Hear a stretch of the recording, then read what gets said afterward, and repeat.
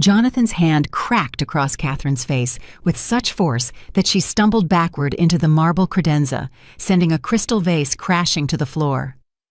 Victoria Croft stood in the doorway of the drawing room, wine glass in hand, her perfectly painted lips curling into a smile that could only be described as delighted. She took a slow sip, savoring both the vintage and the violence unfolding before her like a private performance staged for her entertainment. Catherine pressed her fingers to her bleeding lip, tasting copper and humiliation in equal measure, while Jonathan flexed his reddened knuckles and turned to Victoria with a grin that made Catherine's stomach turn. This was the moment everything shattered beyond repair. Before we continue with Catherine's story, please subscribe to our channel and hit that notification bell so you never miss an update. Stay with me until the very end, because what happens next will leave you speechless. Comment below with the city you're watching from so I can see just how far Catherine's story has traveled around the world. The evening had started 3 hours earlier with the kind of false civility that had become Catherine's daily uniform. She'd dressed carefully in a navy silk dress that Jonathan had approved that morning, applied makeup to cover the fingerprint bruises on her upper arm, and descended the curved staircase of Greygate with the practiced grace of a woman who'd learned that survival meant performance. The potential investor Richard Henley was due at 7:30, and Jonathan had been explicit about her role. Smile, be charming, don't speak unless spoken to, pour the wine, look beautiful, make him believe we're the perfect couple. Catherine had nodded through each instruction, her eyes fixed on a point just past Jonathan's shoulder, a trick she'd developed to endure his briefings without actually looking at him. Looking at him meant seeing the man she'd married 6 years ago and confronting the devastating reality that that man had never actually existed. The Jonathan Sterling she'd fallen in love with had been a carefully constructed illusion, a mask he'd worn just long enough to slip a 5-carat diamond on her finger and gain access to her father's empire. She'd moved through the kitchen, checking on the meal preparation, her heels clicking against the Italian tile with metronomic precision. The staff had learned to read her moods by the set of her shoulders and the tightness around her eyes, and tonight they moved with extra efficiency, nobody wanting to give Jonathan any excuse to find fault. Maria, the housekeeper who'd been with Catherine since before the marriage, caught her hand as she passed. "Senora, you don't have to do this." Catherine had squeezed Maria's hand briefly warmly, then released it. "Yes, I do." Because what choice did she have? Jonathan controlled the bank accounts. He'd systematically alienated her from every friend she'd ever had, with a campaign of subtle poison delivered at dinner parties and charity events. Poor Catherine's so paranoid lately. Catherine's been struggling with her nerves, you understand. I'm worried about her stability, if I'm being honest. He'd taken her car keys, her credit cards, even her phone, replacing it with one he monitored constantly. He knew where she was every moment of every day. When she'd tried to call her father 6 months ago, Jonathan had ripped the phone from her hand and backhanded her so hard she'd seen stars. Then he'd made her apologize for being sneaky, for betraying his trust, for making him hurt her. The investor had arrived precisely on time, a silver-haired man in his late 60s with kind eyes and an easy laugh. Catherine had greeted him at the door with her public smile, the one that never reached her eyes anymore, but looked convincing enough in the right lighting. She'd taken his coat, offered him a drink, and guided him to the drawing room where Jonathan waited already 2 bourbons deep and wearing his most charismatic expression. What Catherine hadn't expected was Victoria. She'd emerged from Jonathan's study at 7:45, wearing a dress that cost more than most people's monthly rent and an expression of territorial satisfaction that made her intentions crystal clear. Catherine's hand had tremored slightly as she poured Richard Henley's wine, white-knuckling the bottle to keep it steady. Jonathan noticed. He always noticed. His eyes had flicked to her shaking hand, then to her face, and she'd seen the promise there. "You'll pay for that later." "Richard, I don't believe you've met Victoria Croft," Jonathan had said smoothly, rising to guide Victoria to the seat directly across from Catherine. "Victoria's been invaluable to our marketing expansion. Absolutely invaluable. I honestly don't know what I'd do without her." The subtext was sledgehammer subtle. Victoria was essential. Catherine was not. Victoria had extended her hand to Richard with a smile that was all teeth and ambition. "Jonathan's too kind, although I do pride myself on knowing exactly what he needs and when he needs it. She'd let that hang in the air like poison gas while Catherine sat frozen in her chair, the wine bottle still clutched in her hands like a weapon she didn't have the courage to use. Richard Henley, to his credit, had looked uncomfortable, his eyes darting between Jonathan's possessive hand on Victoria's lower back and Catherine's rigidly expressionless face. Dinner had been a masterclass in psychological torture. Jonathan had seated Victoria to his right, relegating Catherine to the far end of the table like an afterthought. Every story Jonathan told included Victoria. Every joke was directed at Victoria. Every warm look, every smile, every moment of attention flowed to Victoria, while Catherine existed in a gray zone of deliberate invisibility. When Richard had attempted to include Catherine in the conversation, asking politely about her background in art history, Jonathan had interrupted before she could finish her second sentence. Catherine used to be quite involved in the art world, but she's been focusing on home life lately. Haven't you, darling? It wasn't a question. It was a command dressed as casual conversation. Catherine had nodded, set down her fork, and said nothing else for the remainder of the meal. Victoria had watched her with barely concealed amusement, like a cat watching a mouse who'd already accepted its fate. The breaking point had come during dessert. Maria had prepared Catherine's favorite, a lavender creme brulee, something she'd specifically requested that morning as a small kindness to herself.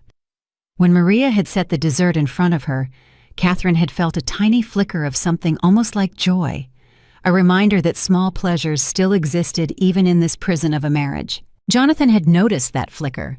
He'd noticed the way her expression softened, the way her shoulders dropped just slightly, and he'd reached across the table, picked up her untouched dessert, and set it in front of Victoria. Victoria has a terrible sweet tooth, he'd said, his eyes locked on Catherine's. You don't mind, do you, Catherine? You're always so generous. Catherine had felt something crack inside her chest, something that had been holding together through sheer force of will. She'd opened her mouth closed. It then heard herself say, "Actually, I do mind." The silence that had followed was deafening. Richard Henley had frozen with his spoon halfway to his mouth. Maria, clearing plates in the background, had gone completely still. Victoria had leaned back in her chair with an expression of anticipatory glee, and Jonathan had slowly, deliberately set down his wineglass with a soft click that sounded like a gunshot in the quiet room. "Excuse me." Catherine's heart had been hammering so hard she could feel it in her throat, but she'd forced herself to meet his eyes. "I said I mind. Maria made that for me. I'd like to eat it." Jonathan had laughed, actually laughed, but there was nothing amused in the sound. It was the laugh of a man who'd just been challenged in front of witnesses and was calculating exactly how to reassert dominance. "Catherine, you're being rude to our guest. Apologize to Victoria." "No." That single syllable had hung in the air like the beginning of an earthquake. Victoria's eyes had widened with something close to ecstasy. Richard Henley had pushed back from the table slightly, his businessman's instincts clearly screaming that he was witnessing something he shouldn't. And Jonathan had stood up his chair, scraping against the hardwood with a sound like nails on a chalkboard. "Richard, I apologize for my wife's behavior. She's been under tremendous stress lately, not quite herself. Victoria, perhaps you could show Richard the garden while I have a word with Catherine in private." Richard had opened his mouth as if to protest, but Victoria had already risen her hand on his elbow, guiding him toward the French doors with practiced efficiency. She'd glanced back once, catching Catherine's eye, and the message had been clear. "This is your own fault. You should have stayed silent. You should have stayed broken." The moment the door had closed behind them, Jonathan had moved with frightening speed. He'd grabbed Catherine's upper arm, yanking her out of her chair with enough force that she'd stumbled, catching herself on the table edge. His face had been inches from hers, his breath hot and sour with bourbon. "Do you have any idea what you've just done? Do you have any concept of how much money that deal is worth? And you decide tonight of all nights to develop a spine." Catherine had tried to pull away, but his grip had only tightened, his fingers digging into the bruises already forming there. "Jonathan, you're hurting me." "I'm hurting you." He'd laughed again, that same brittle sound. "Catherine, I haven't even started. You want to play games? You want to embarrass me in front of a $50 million investor? Let me show you what games look like." He'd dragged her into the drawing room, shoving her hard enough that she'd crashed into the credenza. That's when the vase had fallen shattering into 1,000 glittering pieces that spread across the floor like crystallized tears. Catherine had scrambled to her feet, her dress torn at the shoulder, her hair falling from its careful updo. She'd backed toward the fireplace looking for an exit, an escape route, anything. But Jonathan had blocked her path, and behind him, Victoria had reappeared in the doorway alone. Richard Henley was nowhere to be seen. Victoria had pulled out her phone, and for one wild moment, Catherine had thought she was calling for help. Then she'd seen the red recording light and realized with dawning horror that Victoria was filming this. "Jonathan, what are you doing?" Catherine had tried to keep her voice steady, tried to sound rational, reasonable. "Victoria's recording us." "I know," Jonathan had said. Let her record the truth about you. The truth about what a miserable, ungrateful, pathetic excuse for a wife you've become." He'd advanced on her, and Catherine had held up her hands, trying to create distance, trying to make him see reason. Please just let me go upstairs. We can talk about this tomorrow, when you've calmed down." "Calmed down?" His voice had risen to a roar. "You think I need to calm down? You think this is about me being upset? This is about you learning your goddamn place in this house." The first slap had come so fast, she hadn't had time to protect her face. Her head had snapped to the side, and she'd tasted blood where her teeth had cut the inside of her cheek. She'd staggered, but managed to stay on her feet, her hand pressed to her burning cheek. In the doorway, Victoria had adjusted her angle to get a better shot, her expression one of rapt fascination. "That's for embarrassing me," Jonathan had said, his voice dropping to something almost conversational. "This is for defying me." The second blow had been harder, a closed fist this time that had caught her on the temple and sent her sprawling. She'd hit the floor hard, the impact driving the air from her lungs. Through blurred vision, she'd seen her own blood on the marble floor, bright red drops that seemed impossibly vivid against the white stone. She'd heard Victoria laugh, a sound like breaking glass, and whisper, "Oh my God, this is perfect." Catherine had tried to crawl away, her hands slipping in her own blood, but Jonathan had grabbed a fistful of her hair, yanking her head back. "Where do you think you're going? We're not done here. We're nowhere near done." He'd pulled her to her feet, and she'd seen him reach for his belt. The leather had made a sickening whisper as he'd pulled it free from the loops, and Catherine had felt something inside her simply shut down. This was it. This was how she would die. In her own home in a $75 million estate in Greenwich, while her husband's mistress filmed it for posterity. "Jonathan, please." Her voice had come out broken, barely a whisper. "I'm sorry. I'm so sorry. I shouldn't have said anything. Please don't do this." But he'd been beyond hearing her. The belt had come down across her shoulders, and the pain had been white-hot, searing. She'd screamed, unable to stop herself, and heard Victoria laugh again. The belt had come down again and again, each strike punctuated by Jonathan's labored breathing and Victoria's encouraging commentary. "That's right, show her who's in charge. God, I love watching you take control like this. She needs to learn, Jonathan. She really needs to learn." Catherine had collapsed her body, unable to take any more, curling into herself on the floor. She'd pressed her face against the cold marble and prayed for unconsciousness, for escape, for anything but this endless nightmare. Blood had soaked through the back of her dress. Her entire back felt like it was on fire. She'd heard Victoria's footsteps approaching, felt the phone camera come closer, capturing her humiliation in high definition. "Look at the camera, Catherine," Victoria had crooned. "Let everyone see what happens to wives who forget their place. Let them see what a pathetic mess you are." Catherine had kept her eyes closed, refusing to give Victoria that satisfaction, and that's when she'd heard it. The front door opening, footsteps in the foyer, a voice that made her heart stop and restart in the same instant. "Catherine? Catherine, where are you?" Her father's voice, William Sterling's voice. Jonathan had frozen mid-strike, the belt still raised. Victoria's phone had wavered, her confident expression flickering into something that might have been uncertainty. Catherine had opened her eyes, turned her head, and seen her father standing in the doorway of the drawing room. For a long moment, nobody had moved. William Sterling had taken in the scene with the comprehensive assessment of a man who'd built a $50 billion empire from nothing. His daughter on the floor bleeding, his son-in-law standing over her with a belt, a strange woman with a phone recording, the broken vase, the blood on the marble, the torn dress, every detail cataloged and processed in the space of a heartbeat. When he'd spoken, his voice had been quiet, deadly quiet, the kind of quiet that preceded corporate executions and boardroom massacres. "Jonathan, put down the belt." Jonathan had lowered his arms slowly, but his face had taken on a defiant cast. "William, this is between me and my wife. This is a private matter." Private? William had stepped into the room, and Catherine had seen both Jonathan and Victoria instinctively back up. Her father had that effect on people. He was not a large man, but he carried the kind of authority that made size irrelevant. "There's a woman filming my daughter being beaten in my house, and you want to call this private? Your house." Jonathan had let out a bitter laugh. "I think you mean my house. Catherine and I live here. This is our home." William had smiled then, and it had been terrifying. Catherine had seen that smile before, usually right before someone lost their job, their company, or their entire fortune. "Jonathan, did you actually read the deed to this property? Or did you just assume that because you married my daughter, everything became yours?" The color had drained from Jonathan's face. "What are you talking about?" "Greygate belongs to the Sterling Family Trust. It was purchased with trust funds and titled in the trust's name. You and Catherine live here at my discretion. That means this is legally and literally my house, and I want you out of it, now."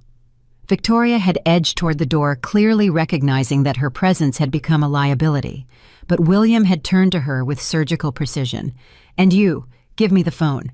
"I don't think so," Victoria had said, trying for bravado and landing somewhere around nervous bravado.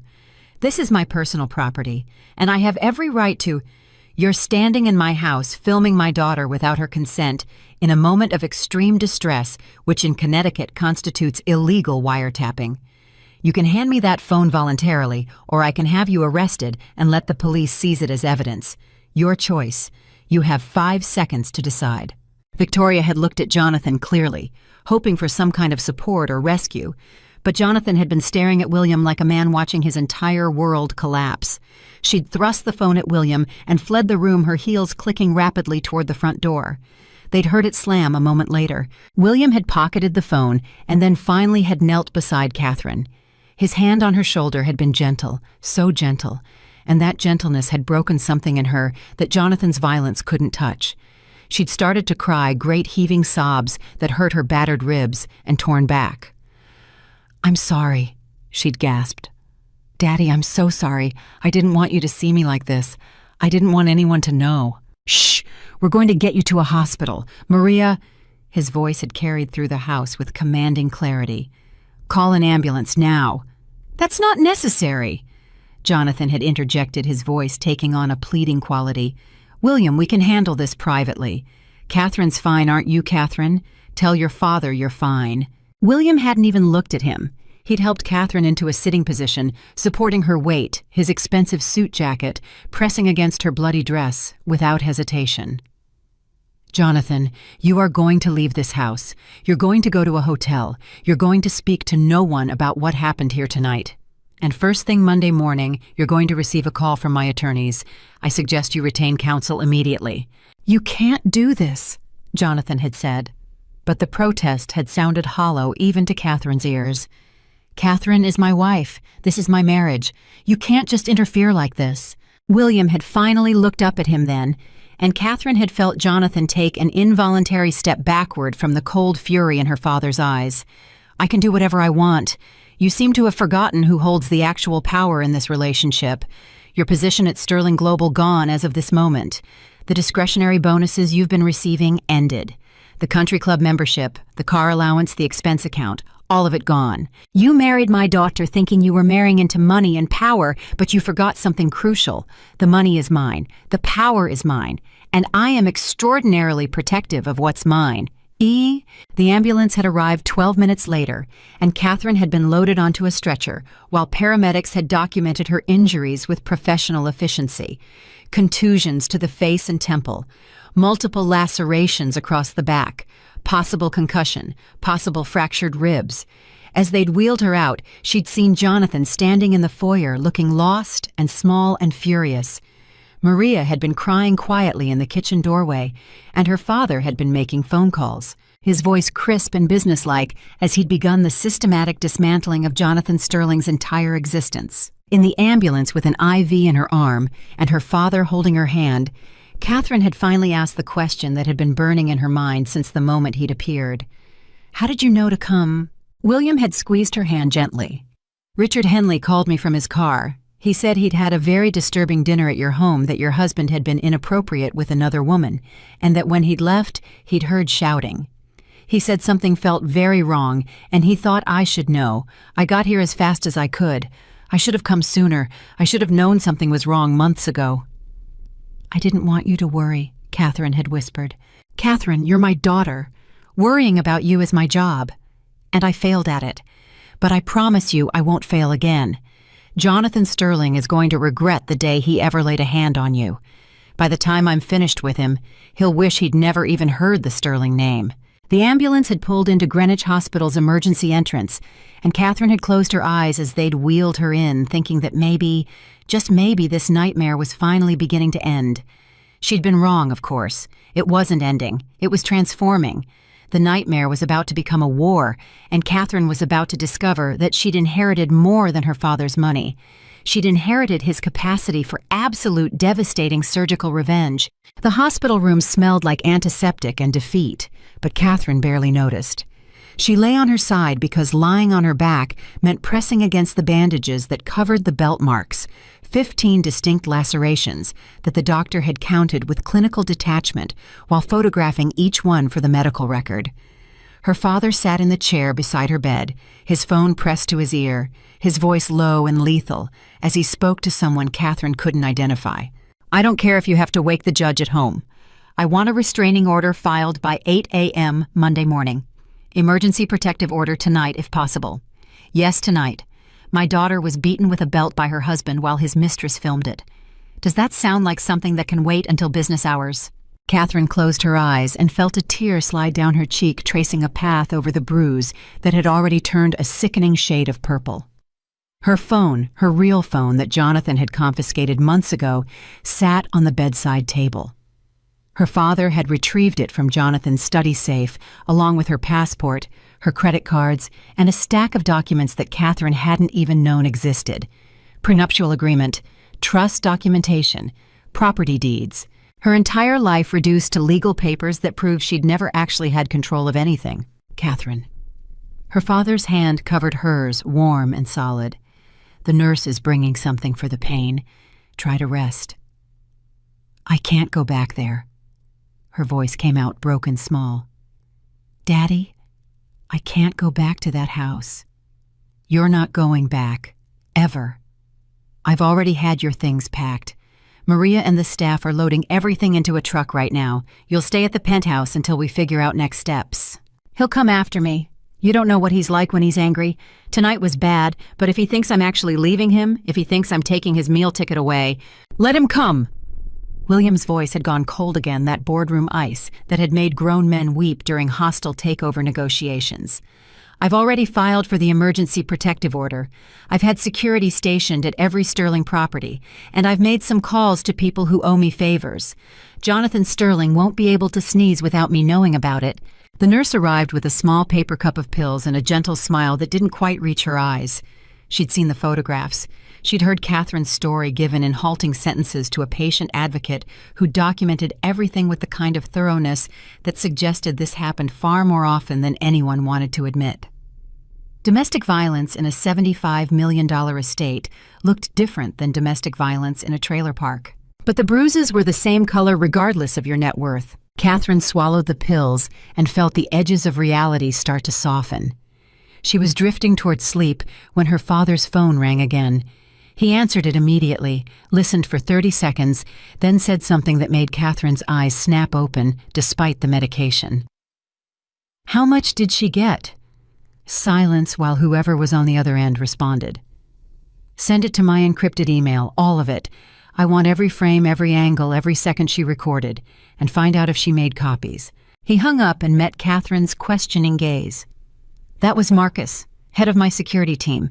He tracked down Victoria Croft's car before she could leave Greenwich, pulled her over for a broken taillight. She didn't have a broken taillight when she arrived. William smiled, and it was terrifying. She did after Marcus's team finished with the traffic stop. They seized her phone as evidence of the illegal recording. She tried to claim Fifth Amendment protection, but Connecticut's wiretap laws are very clear. She committed a felony tonight, and now I have the only copy of that video. What are you going to do with it? Insurance. Jonathan's going to try to spin this. Try to make you look unstable or vindictive. But that video shows exactly what happened. It shows him beating you. It shows her laughing while he did it. It shows premeditation and conspiracy. And if he tries to fight the divorce or contest the protective order, that video becomes Exhibit A. Catherine felt something shift inside her chest. Something that had been dormant for so long she'd forgotten it existed. It felt almost like hope, but sharper. Angrier, more dangerous. I want to destroy him. William squeezed her hand. Good, because that's exactly what we're going to do. She'd slept fitfully, waking every time a nurse came to check her vitals or adjust her IV. Each time she woke, her father was still there working on his laptop or making hushed phone calls that suggested the entire Sterling Global legal department had been activated in the middle of the night. When she finally woke to stay awake, sunlight was streaming through the hospital window and a new doctor was reviewing her chart. Mrs. Sterling, I'm Dr. Patricia Volkoff. I've been consulting on your case. The good news is you don't have any broken bones. The concussion is mild. The lacerations are painful, but they'll heal. You'll have some scarring on your back, but nothing that plastic surgery can't minimize if you choose that route. Physically, you're going to be fine. Catherine heard the unspoken caveat. And mentally, Dr. Volkoff pulled up a chair, her expression gentle but direct. You've experienced severe domestic violence. The psychological trauma from that doesn't disappear just because the physical wounds heal. I'd like to refer you to a colleague of mine, Dr. Sarah Chen. She specializes in trauma therapy and has extensive experience with domestic abuse survivors. I think talking to her would be beneficial. I don't need therapy. I need a divorce lawyer. You need both, William interjected firmly. Dr. Chen is expecting your call. I've already spoken with her. Catherine wanted to argue, wanted to insist she was strong enough to handle this on her own, but the truth was she didn't feel strong. She felt hollowed out, emptied of everything except rage and humiliation. So she nodded, took the business card Dr. Volkoff offered, and watched her father add it to the growing stack of documents that represented her new life. They discharged her 3 hours later with prescriptions for pain medication, antibiotics, and sleeping pills she knew she wouldn't take because sleeping meant nightmares, and nightmares meant reliving Jonathan's face as the belt came down. Her father's driver brought the car around to a private exit, avoiding the handful of photographers who'd somehow learned that Catherine Sterling had been admitted to the emergency room. Someone had leaked it. Probably a hospital employee who'd recognized the name and seen an opportunity for quick cash. The penthouse occupied the top 3 floors of a building in Tribeca that William had purchased 15 years ago. Catherine had been there dozens of times for family dinners and holiday gatherings, but walking through the door now felt different. This wasn't a visit. This was refuge. This was the fortress where she'd rebuild herself into someone who could fight back. Maria was already there directing 2 younger women Catherine didn't recognize as they unpacked boxes in the master bedroom. When she saw Catherine, her face crumpled, and she rushed forward, stopping just short of an embrace, as if afraid to cause pain. Señora, ay Dios mío, what that man did to you. I'm okay, Maria, really. Catherine managed a smile that felt like it might crack her face. Thank you for packing my things. I know that couldn't have been easy with Jonathan there. Mr. Jonathan was not there. He left right after the ambulance, packed 1 suitcase and drove away like the devil was chasing him. Maria's voice dripped with satisfaction. Good riddance to bad garbage. William appeared in the doorway, phone still attached to his ear, like a permanent accessory. Catherine, I need you to look at something. He pulled up an email on his laptop, angling the screen so she could see it. This is the divorce petition my attorneys drafted last night. I need you to read through it and tell me if there's anything you want to add or change. Catherine scanned the document, her eyes catching on phrases that seemed pulled from someone else's nightmare. Extreme cruelty, physical abuse, adultery, intentional infliction of emotional distress. It was all there documented in clinical legal language that somehow made it more real than living through it had. There's nothing about Victoria. We're handling Victoria separately. She's going to face criminal charges for the illegal recording. I've also had my investigators start digging into her background. Something about her feels wrong, and I want to know exactly who my daughter's husband brought into my home." "What do you mean, wrong?" William's expression darkened. "Victoria Croft claims she runs a boutique marketing consultancy, but when my people started checking, nothing adds up. Her business has no web presence beyond a bare-bones website created 6 months ago. No client testimonials, no portfolio, no case studies. Her LinkedIn profile lists 3 previous employers, but 2 of them have no record of anyone by that name ever working there, and the third went bankrupt 5 years ago. She's a ghost."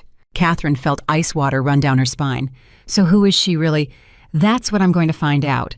But my guess, she's a con artist who saw Jonathan as an easy mark, probably figured she could extract money from him by playing Mistress, maybe even push for him to leave you so she could step into your shoes. What she didn't count on was me." A phone buzzed, but this time it wasn't William's. It was Catherine's, the one that had been locked away for months. She picked it up and saw 47 missed calls from Jonathan, along with a stream of text messages that started apologetic and devolved into threatening over the course of 6 hours. "Catherine, I'm so sorry. Please come home so we can talk about this. Your father is overreacting. I barely touched you. You're being dramatic." "Answer your damn phone. We need to discuss this like adults. If you think you're going to take me for everything in a divorce, you're delusional. I'll fight you on every single point. You're making a huge mistake. I can make your life hell. Don't forget I know things about you, about your family. Your father can't protect you forever. Eventually you'll be alone again and I'll be waiting." Catherine's hands shook as she read them, each message a fresh violation. William took the phone from her gently and forwarded every text to an email address she didn't recognize. "That's going to the attorneys and the police. Every threat, every attempt at contact, it all becomes evidence. He's digging his own grave and he doesn't even realize it. He said he knows things about our family. What does that mean?" William's jaw tightened almost imperceptibly. "He's grasping at straws, trying to scare you into backing down. There's nothing to know, Catherine. Our business is clean, our finances are transparent, and we have nothing to hide. Jonathan's bluffing because it's the only card he has left to play." But Catherine saw something flicker across her father's face, some micro-expression that suggested he wasn't being entirely truthful. Before she could press him on it, his phone rang again. This time, when he answered, his entire posture changed. "Tell me you have something useful." He listened for nearly 2 minutes, his expression growing darker with each passing second. When he finally spoke, his voice was barely controlled fury.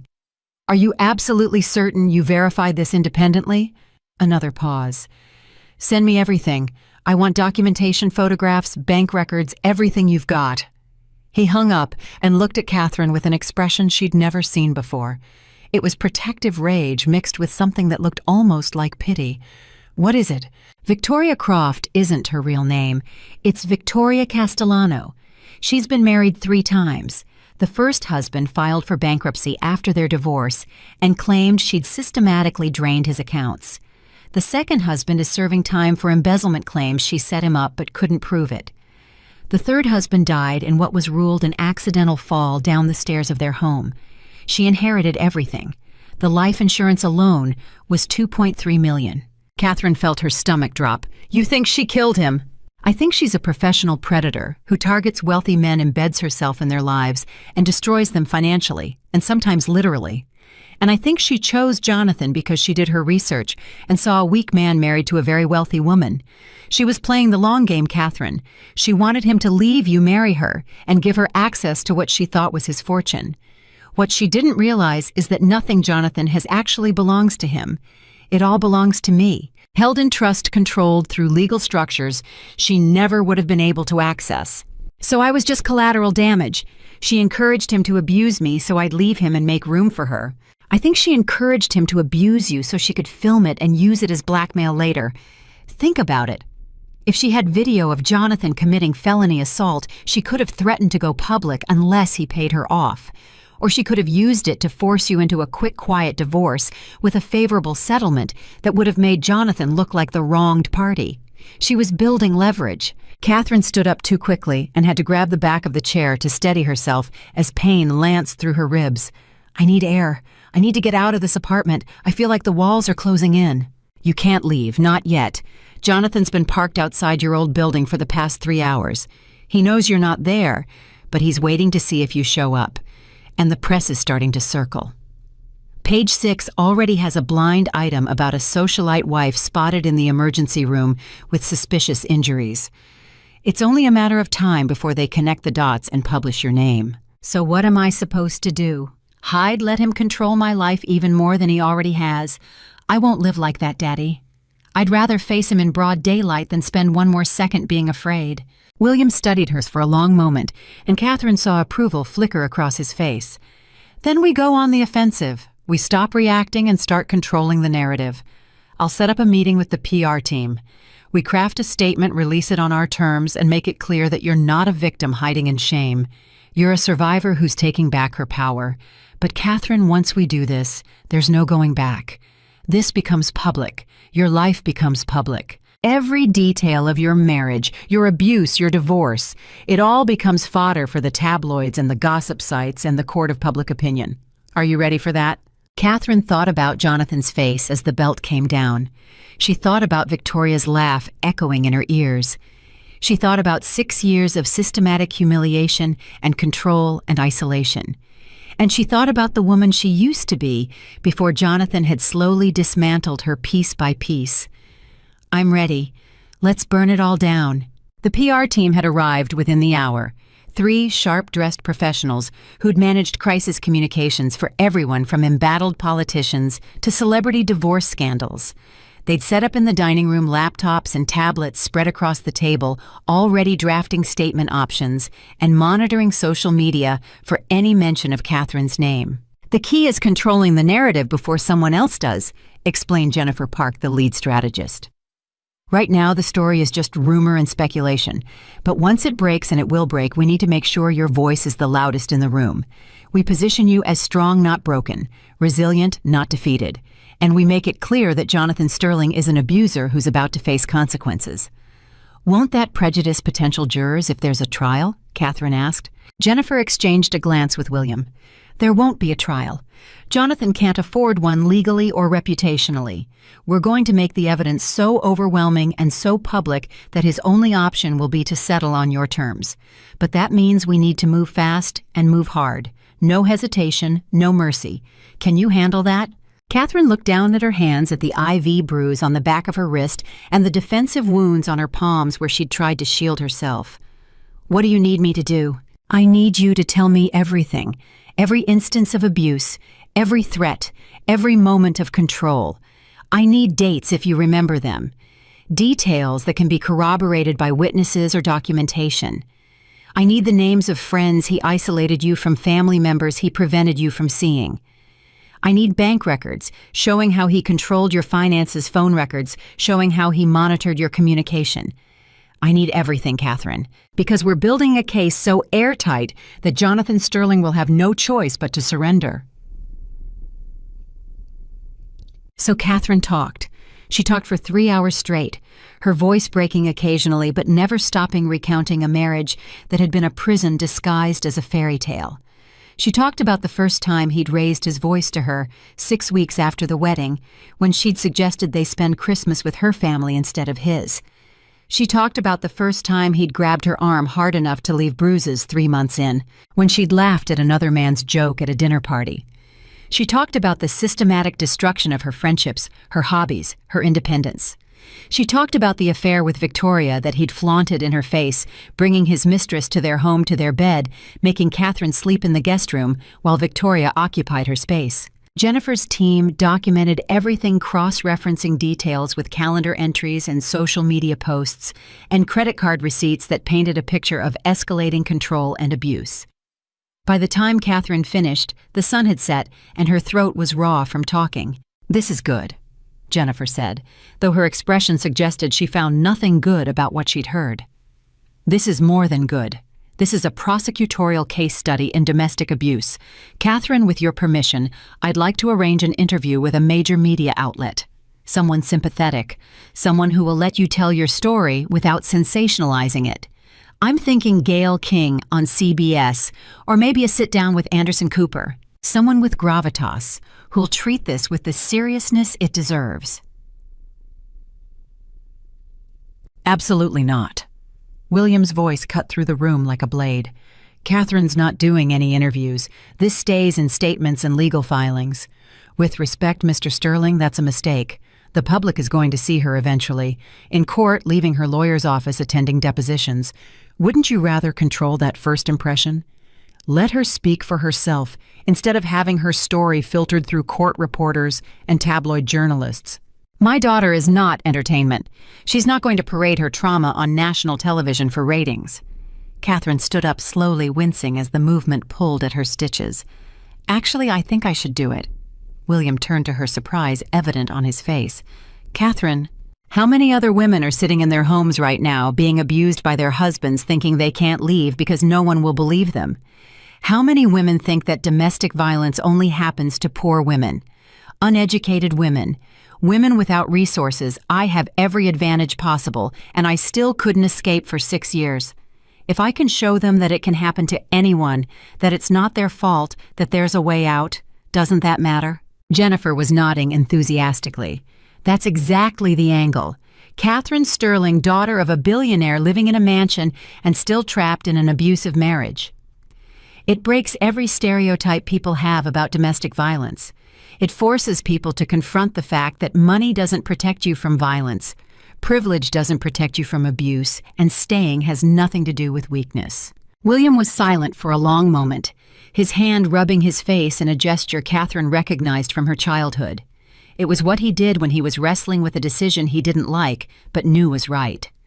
Finally, he looked at her and said, "If you want to do this, I'll support you. But the moment it becomes too much, the moment you want to stop, we stop." Agreed. Agreed. Jennifer pulled out her phone, already dialing. "I'll call Anderson Cooper's producer. We'll pitch it as an exclusive first interview, Catherine's story in her own words. We air it Sunday night primetime right before the divorce petition becomes public record on Monday morning. By the time Jonathan wakes up Monday, the entire country will know exactly what he did." 2 days later, Catherine sat in a studio in Manhattan, makeup carefully applied to look natural while still covering the worst of the bruising, wearing a soft gray sweater that suggested vulnerability without victimhood. Anderson Cooper sat across from her, his expression compassionate but professional, and between them hung the weight of a story that was about to explode across every news outlet in America. "Catherine, thank you for sitting down with me. I know this can't be easy." "It's not," Catherine said, and was surprised by how steady her voice sounded.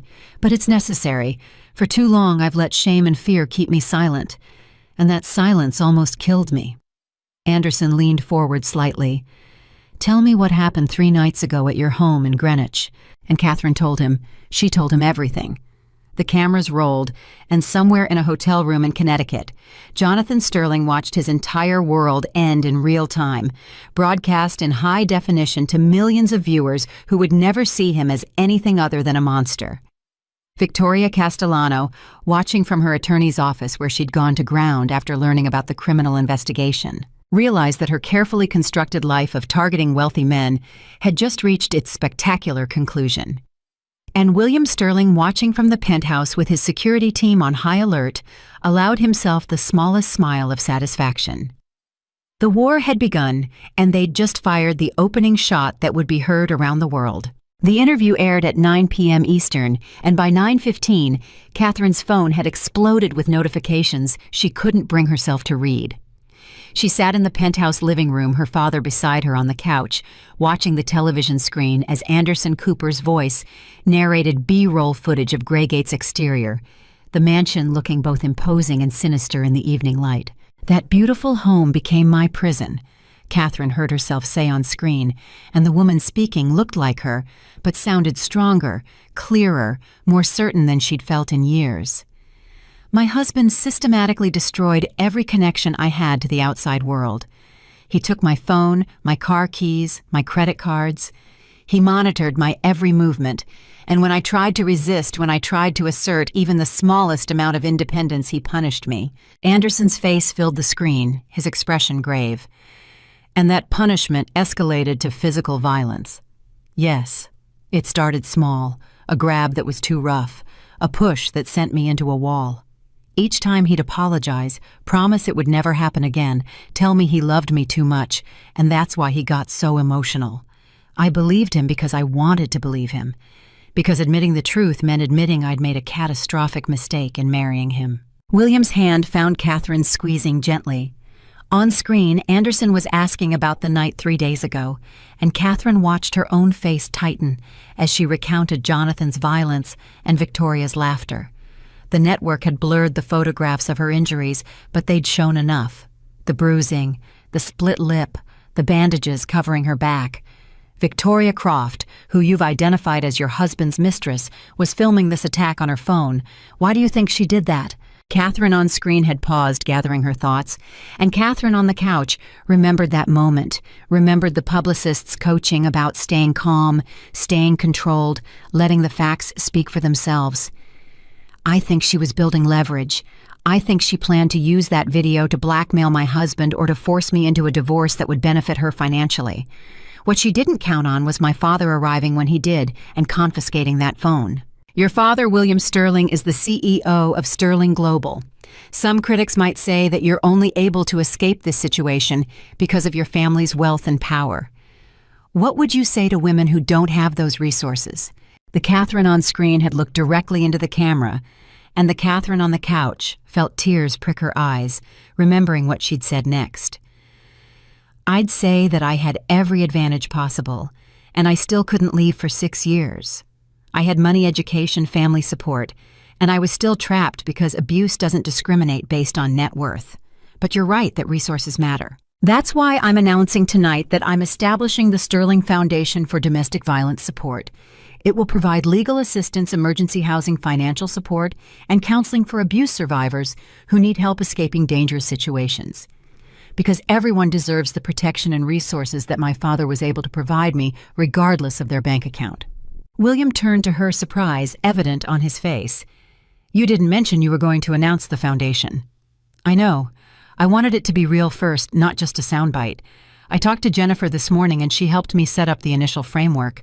I'm putting $10 million of my trust fund into it to start. More later after the divorce settlement comes through. Catherine, don't try to talk me out of it. This is the first decision I've made entirely on my own in 6 years, and I'm not backing down. William smiled, and it was the first genuine smile Catherine had seen from him in days. I wasn't going to talk you out of it. I was going to say I'll match your contribution. $20 million should make a substantial impact. Catherine's phone buzzed insistently, and this time she looked. The first message was from Sarah Chen, her new therapist, whom she'd seen twice already despite the media chaos. Watching your interview. So proud of how far you've come in just 3 days. Call me if you need to process anything afterward. The second message made her blood run cold. It was from a number she didn't recognize, but the content made the sender obvious. You stupid bitch. You just destroyed both of our lives. I hope you're happy. I hope it was worth it when you're left with nothing. Jonathan. William's phone rang before Catherine could show him the text. He answered, listened for 10 seconds, then stood abruptly. When is anyone hurt? A pause. I'm on my way. Triple the security detail and call the police. He hung up and turned to Catherine, his face ashen. Jonathan just showed up at the Greenwich house. He's trying to break in through the back entrance. Security's contained him, but he's screaming that everything in that house belongs to him and he's not leaving without taking what's his. Catherine felt ice water flood her veins. He knows where I am. He just texted me. William grabbed her phone, read the message, and immediately called someone. Marcus, I need you at the Tribeca penthouse now with a full team. Jonathan's making threats, and I want Catherine protected. He turned back to Catherine, already moving toward his coat. I have to go deal with this, but you're not staying here alone. Maria's in the guest room. I'm having Marcus bring 3 security personnel to stay with you until I get back. Do not open the door for anyone. Do not leave this apartment. Do you understand? What are you going to do? I'm going to give your husband exactly 1 chance to walk away from this quietly. After that, I destroy him completely. William left in a rush of expensive cologne and barely contained fury, and Catherine found herself alone in the vast penthouse, the television still playing her own interview to an audience of no one. She turned it off and sat in the sudden silence, listening to her own heartbeat and the distant sound of Manhattan traffic 40 floors below. Maria appeared in the doorway, wringing her hands anxiously. "Senora, you should eat something. You barely touched dinner." "I'm not hungry." "You need your strength. For what's coming, you need to be strong." Catherine looked at the woman who'd been more of a mother to her than her own mother who'd died when Catherine was 12. "Maria, why didn't you tell me how bad things were? You saw what Jonathan was doing. You knew." Maria's face crumpled. "I tried, Senora. I tried so many times, but he threatened me. He said if I spoke to your father, if I tried to help you, he would have me deported. My sister, my nieces. We are here on work visas that Mr. Sterling sponsored. Jonathan said he would make sure we all got sent back to Mexico. I am ashamed. I should have been braver. I should have helped you anyway." "You were protecting your family, I understand that." Catherine stood and crossed to Maria, pulling her into a careful hug that avoided her still healing back. "You packed my things when it mattered. You got me out of there. That took courage, too." A phone rang, but it wasn't Catherine's or Maria's. It was the house phone, an actual landline that Catherine hadn't realized still existed. Maria answered it cautiously, then held it out to Catherine with a trembling hand. "It's for you. She says her name is Victoria." Catherine's first instinct was to refuse the call, to hang up and block the number, but curiosity won out, or maybe it was rage. She took the phone, her hand surprisingly steady. "What do you want?" Victoria's voice came through crystal clear, stripped of the sultry confidence Catherine remembered from that terrible dinner. She sounded frantic, desperate. "I need to talk to you. In person. Alone. It's important. You filmed my husband beating me, and now you want a friendly chat. Are you insane?" "I didn't know he was going to go that far. I swear I didn't know. I thought he was just going to yell at you, maybe scare you a little. When he got the belt, I tried to leave, but he blocked the door. He made me film it."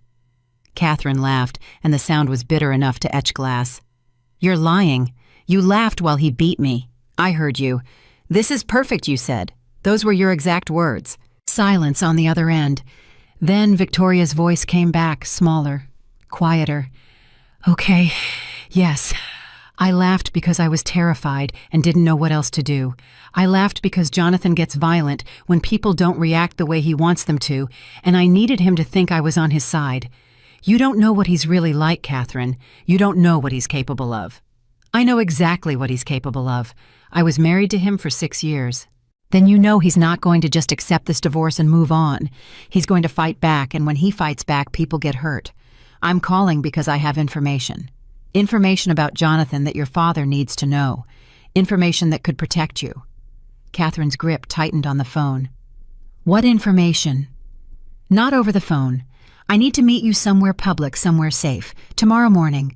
There's a coffee shop on." "I'm not meeting you anywhere. If you have information, you can give it to my father's attorneys. I'm sure they'd love to hear from you, especially since you're currently facing felony charges for illegally recording me.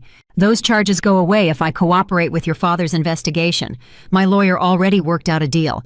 I testify against Jonathan in the divorce proceedings. I provide all the documentation I have about his business dealings, and the DA drops the wiretap charges down to a misdemeanor with probation." Catherine felt the room tilt slightly. "What business dealings? Jonathan works for my father. He doesn't have independent business dealings." "That's what you think. That's what your father thinks. But Jonathan's been running his own operation on the side for the past 3 years. Embezzlement, fraud, money laundering. He's been using Sterling Global's reputation and your father's connections to facilitate deals that have nothing to do with company business. And he's been very, very careful to make sure the paper trail leads back to William Sterling, not to him." The words hit Catherine like physical blows. "You're lying. You're trying to manipulate me into meeting you so you can what? Hurt me? Film me again. I'm not that stupid, Victoria. I'm trying to save both of our lives. Jonathan called me 2 hours ago, right after your interview aired. He said that you and your father have declared war, and in war, there are always casualties. He said if he's going down, he's taking everyone with him. He specifically said that you and I were at the top of his list. Catherine, I'm genuinely afraid of him. I think he might actually try to hurt us." Catherine heard the security team arriving in the foyer, Marcus's deep voice issuing instructions to the other guards.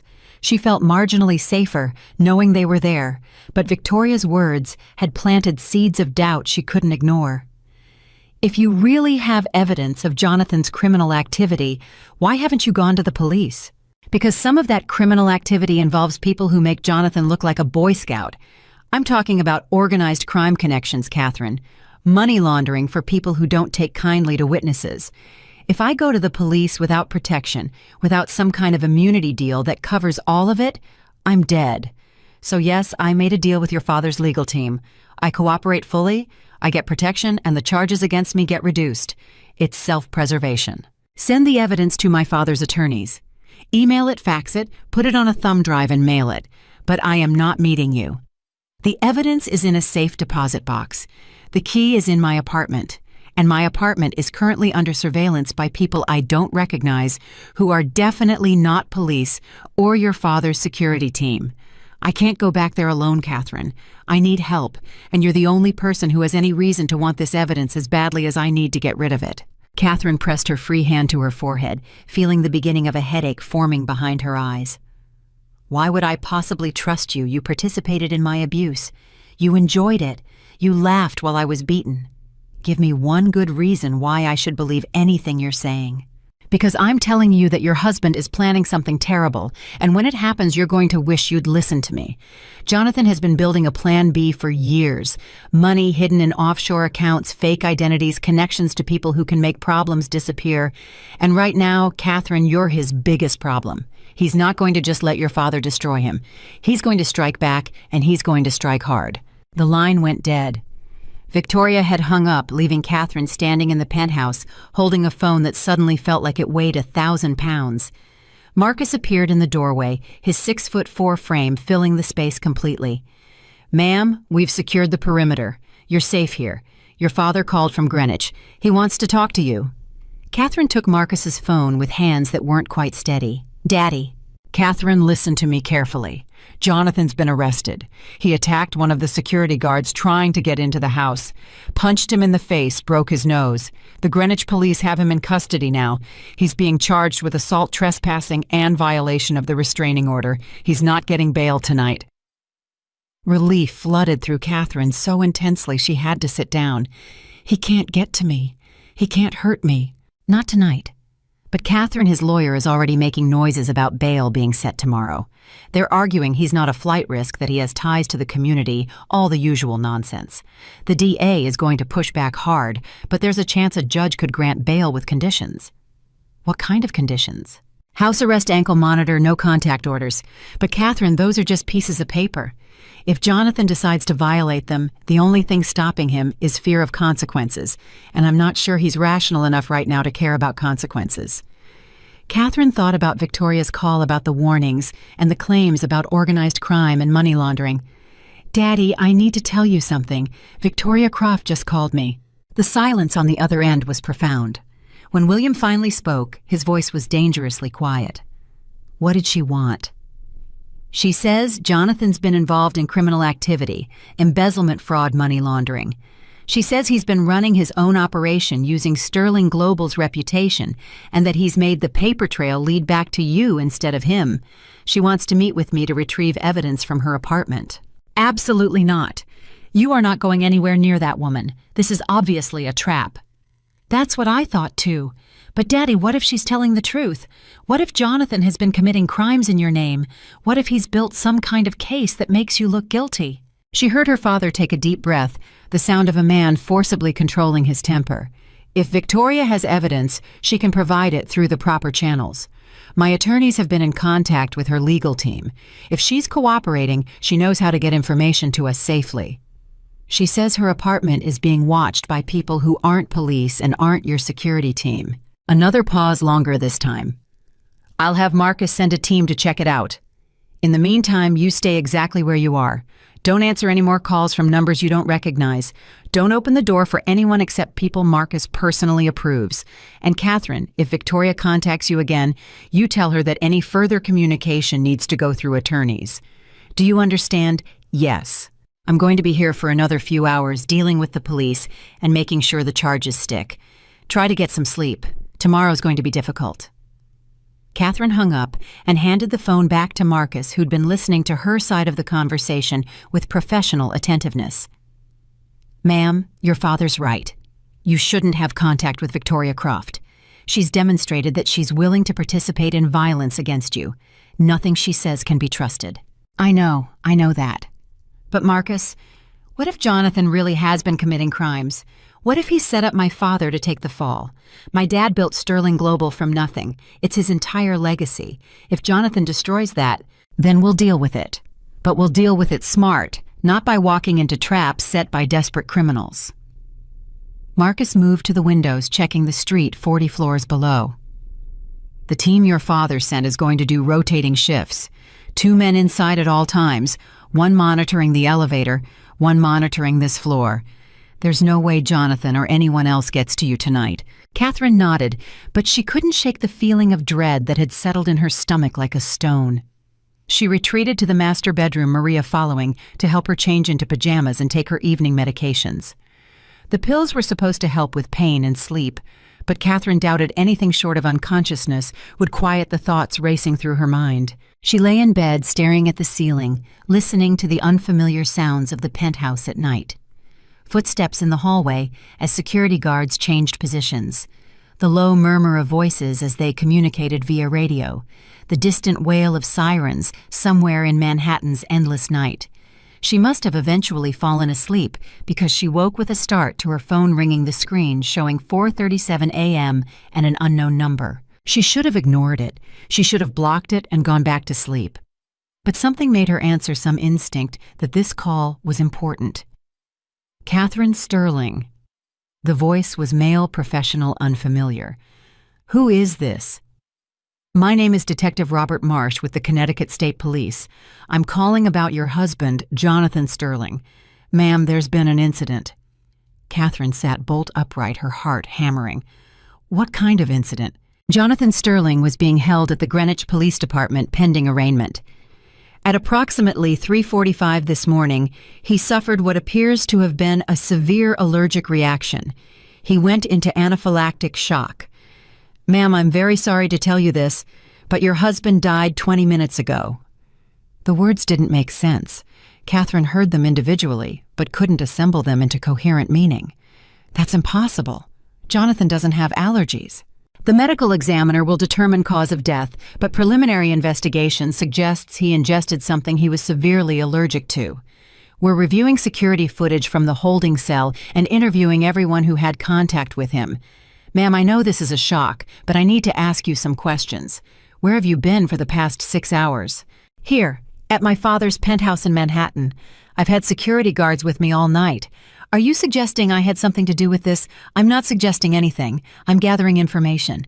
Can anyone corroborate your whereabouts? 3 security guards, my housekeeper, and about 15 surveillance cameras. Detective, what exactly are you implying? Ma'am, your interview aired on national television last night. You detailed serious allegations of abuse against your husband. Hours later, he's arrested. Hours after that, he's dead under suspicious circumstances. You have to understand that we need to investigate all possibilities. Catherine felt hysteria building in her chest. I wanted him to suffer legal consequences. I wanted him to lose everything in the divorce. I wanted him to spend years knowing that he'd destroyed his life by abusing me. I did not want him dead. Death is too easy. Death lets him escape accountability. I understand. Ma'am, is your father, William Sterling, currently with you? No, he's in Greenwich. He was dealing with Jonathan's arrest at the house earlier tonight. Why? We'll need to speak with him as well. Ma'am, I strongly suggest you retain criminal counsel. This is now a suspicious death investigation, possibly a homicide, and you and your father both had motive and opportunity. The call ended and Catherine sat in the darkness of the bedroom, her phone clutched in her hand, feeling the walls of her new reality closing in. She'd escaped one nightmare, only to wake up in another, and this one was somehow worse because Jonathan's death meant she'd never get the closure of watching him face consequences for what he'd done. Worse still, it meant someone had killed him, and the police clearly thought she or her father had ordered it. She stumbled out of bed and into the living room where Marcus was receiving a phone call of his own. He looked at Catherine, and she saw her own shock reflected in his expression. Ma'am, your father's on his way back from Greenwich. He said to tell you not to speak to anyone, including the police, without an attorney present. He's already called your legal team. Marcus, I didn't do this. I didn't have anything to do with Jonathan's death. I know, ma'am, but someone did. And whoever killed Jonathan Sterling just made this situation exponentially more complicated. Catherine sank onto the couch, her mind reeling. Jonathan was dead. Her abuser was dead. The man who'd beaten her, controlled her, terrorized her for 6 years was gone. She should have felt relief, maybe even joy. Instead, she felt nothing but a creeping sense of horror as she realized that someone had murdered her husband in a police station, and the only people with clear motive were her and her father. Victoria's words from hours earlier echoed in her mind. Jonathan has connections to people who make problems disappear. Had he gotten himself killed? Had he arranged his own death somehow, knowing it would implicate Catherine and William? Or had someone else decided that a dead Jonathan was more valuable than a living one? The sun rose over Manhattan, painting the penthouse in shades of gold and amber that felt obscene given the circumstances. Catherine sat motionless as her phone exploded with notifications. News outlets reporting Jonathan's death, social media erupting with conspiracy theories, text messages from numbers she didn't recognize, some offering condolences, some accusing her of murder. And through it all, one thought kept circling through her mind like a vulture over carrion. She'd wanted to destroy Jonathan, but someone had beaten her to it. The question was who, and more importantly, why. William arrived at the penthouse at 6:43 a.m., looking like he'd aged a decade overnight. His tie was loosened, his normally immaculate hair disheveled, and when he looked at Catherine, she saw something in his eyes she'd never seen before. Fear. Real, genuine fear. "Tell me everything the detective said, word for word." Catherine recounted the conversation while William paced the length of the living room, his jaw working as he processed each detail. When she finished, he pulled out his phone and made a call that went straight to voicemail. He tried 2 more numbers with the same result before finally getting someone to answer. "David, I don't care if it's 6 in the morning. I need criminal defense attorneys at my office in 1 hour. The best you've got. No, not corporate defense, murder defense." He paused, listening. "Yes, murder. Jonathan's dead, and the Connecticut State Police think Catherine or I killed him.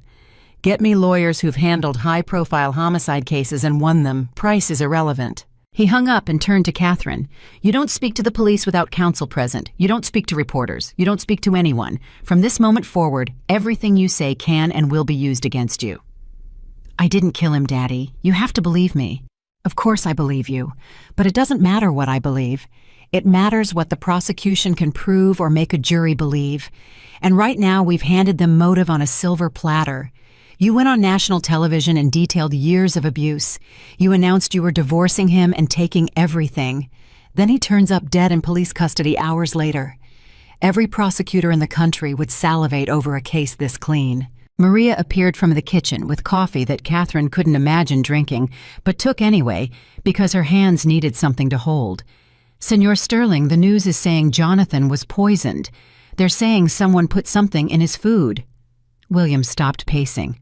What food? He was in a holding cell. What food would he have access to? "The news says a guard brought him dinner from a restaurant. They're interviewing the guard now. He's saying he just picked up what was ordered. He didn't know anything was wrong with it." Catherine felt the pieces clicking into place with sickening clarity.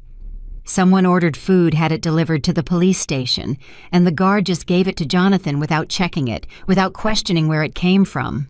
The guard is saying Jonathan called someone from the holding cell phone and placed the order himself, gave the restaurant a credit card number over the phone, said his lawyer was sending food since he'd missed dinner. William's phone rang, and he answered immediately. "Talk to me." He listened for nearly 2 minutes, his expression growing darker. "Are you absolutely certain? Triple check it. I want confirmation before we move on this information." He hung up and looked at Catherine with an expression she couldn't quite read. That was Marcus. His team pulled surveillance footage from the area around Victoria's apartment. She wasn't lying about being watched. "There are 2 men in a car that's been parked across the street for the past 18 hours. Marcus ran the license plate. The car is registered to a shell company that traces back to several known organized crime figures. So Victoria was telling the truth about Jonathan having criminal connections. It appears so, which means we're not just dealing with a suspicious death investigation. We're dealing with organized crime, money laundering, and God knows what else Jonathan got himself involved in. William sat heavily on the couch, suddenly looking every one of his 62 years. "Catherine, I need to tell you something. Something I should have told you years ago but kept quiet because I thought I was protecting you." Catherine's stomach dropped. "What?" "2 years ago, one of my financial auditors flagged some irregularities in several Sterling Global accounts. Nothing major, just small discrepancies that didn't add up. I ordered a quiet internal investigation. The trail led to Jonathan. He'd been siphoning money from company accounts, small amounts spread across multiple divisions so it wouldn't trigger automatic alerts. Over 3 years, he'd stolen approximately $12 million. The number hit Catherine like a physical blow. $12 million, and you didn't tell me you didn't have him arrested. I confronted him privately. He claimed he'd been making investments on behalf of the company, that he was planning to return the money with interest, that it was all a misunderstanding. I told him I wanted every penny back within 6 months, or I'd have him prosecuted. He agreed, and then he started paying it back slowly but consistently. I thought the problem was solved. I thought he'd learned his lesson, and we could move forward without destroying your marriage over his stupidity. My marriage was already destroyed. He was beating me while you were giving him chances to make things right." William's face crumpled. "I know. God, Catherine, I know. And that's something I'll have to live with for the rest of my life. I prioritized protecting the company's reputation over protecting you. I was a coward, and you paid the price."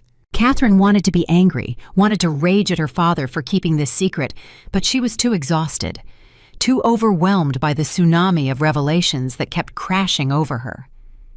Did he pay it all back? No. He paid back about $4 million, and then the payment stopped 8 months ago. When I pressed him about it, he said he was having temporary cash flow problems and would resume payments soon. I should have pushed harder. I should have realized something bigger was happening. The organized crime connections. He needed the stolen money to pay off debts or invest in whatever illegal operation he was running. And when he couldn't pay it back to you, he had to keep stealing to feed the criminal enterprise. That's my theory. And if I'm right, then Jonathan's death might not be about you or your interview at all. It might be about him owing the wrong people money he couldn't pay back. Criminals don't take kindly to partners who become liabilities. Catherine's phone buzzed with an incoming text from an unknown number. She almost ignored it, but something made her check.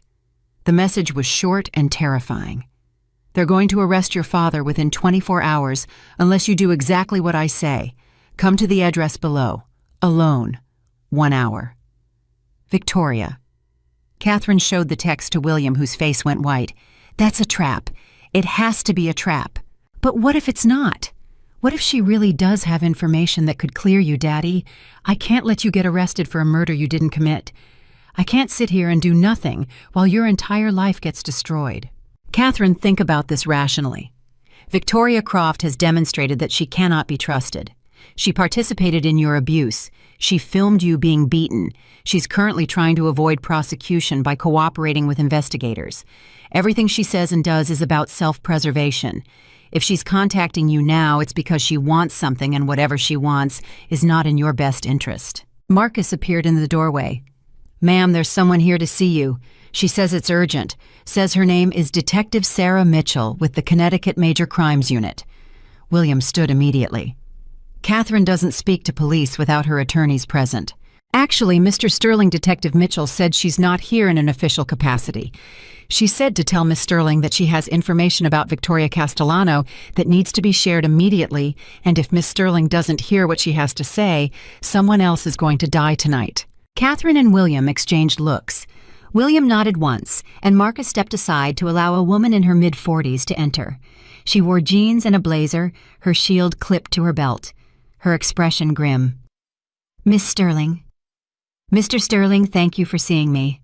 I know this is highly irregular, but I need you to listen very carefully to what I'm about to tell you, because time is critical and lives are at stake." William's voice was hard.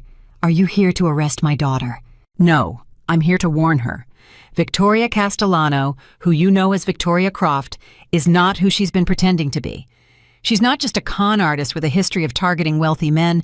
She's a confidential informant for the FBI, has been for the past 18 months. The room went completely silent.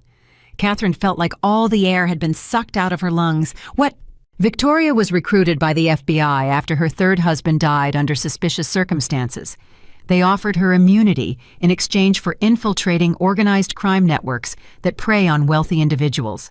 Her job was to get close to targets the FBI suspected of being involved in money laundering and fraud, gather evidence, and report back to her handlers.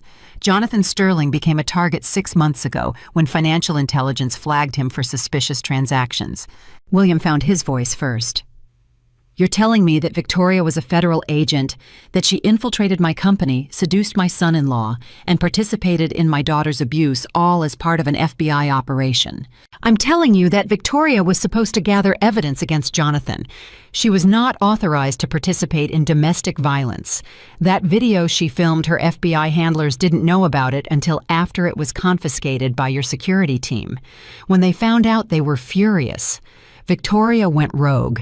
She got emotionally involved with Jonathan and crossed lines that informants are never supposed to cross. Catherine felt hysteria bubbling up in her throat. She got emotionally involved. She laughed while he beat me with a belt. That's what you call emotionally involved. Detective Mitchell's expression was pained.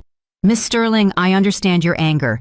What happened to you was unconscionable, and Victoria's actions were criminal, regardless of her status as an informant. But right now, I need you to focus on the immediate threat. Victoria contacted you tonight, didn't she? Asked you to meet her somewhere? How do you know that? Because she contacted 3 other people with the same message. Different locations, different times, but the same basic setup. She's trying to extract people from their secure locations and get them alone. Miss Sterling, Victoria didn't go rogue because she fell in love with Jonathan. She went rogue because she's been compromised by the organized crime network she was supposed to be investigating. They figured out she was FBI, and they've been using her to set up targets. Jonathan's death wasn't about unpaid debts. It was a message, and you and your father are the next names on the list. Us. William moved to stand between Catherine and the detective protective instinct overriding everything else. If what you're saying is true, why isn't the FBI here? Why are you a Connecticut state detective telling us this? Because the FBI doesn't know I'm here. I'm investigating Jonathan's death, and during my investigation, I uncovered information about Victoria's real identity. When I tried to contact her FBI handlers, I got stonewalled, told to back off, told it was need to know, and I didn't need to know. That's when I realized something was very wrong. The FBI is either incompetent or complicit. Either they've lost control of their informant, or they're using her to clean up loose ends. Either way, you two are in danger. Catherine's phone buzzed again. Another text from Victoria. 30 minutes. If you're not here, your father dies tonight and you'll spend the rest of your life knowing you could have saved him. She's escalating, getting desperate. Detective Mitchell pulled out her own phone. Miss Sterling, I need you to respond to that text. Tell her you'll meet her. Tell her you're coming alone. And then let me and my team handle the rest. You want to use my daughter as bait. William's voice could have frozen nitrogen. I want to arrest Victoria Castellano before she kills anyone else. Because make no mistake, Jonathan's death was just the beginning. Whoever's pulling Victoria's strings has decided that everyone connected to Jonathan's criminal activities needs to be eliminated. That includes you, Mr. Sterling, because of the embezzlement your company covered up. That includes you, Miss Sterling, because you're the witness who can testify to Victoria's crimes. And it includes at least 3 other people connected to Jonathan's business dealings who we've been trying to contact all morning. Who are these other people? Catherine asked. Richard Henley, the investor who was at your house for dinner the night you were attacked, David Pacheco, Jonathan's personal attorney, and Christine Harding, his former assistant, who quit 6 months ago after, according to her exit interview, Jonathan made unwanted advances. All 3 of them had knowledge of Jonathan's activities. All 3 of them received texts from Victoria this morning asking them to meet her privately. And all 3 of them have stopped answering their phones. Catherine felt cold sweat break out across her back. You think they're already dead? I think we have a very narrow window to catch Victoria in the act before she completes her assignment and disappears. And I think the only way to do that is to give her what she wants. A meeting with you, Miss Sterling, except instead of killing you, she walks into a trap. William shook his head violently. Absolutely not. I will not allow my daughter to be used as bait in some vigilante operation run by a detective who's operating outside her jurisdiction and apparently without backup from federal authorities.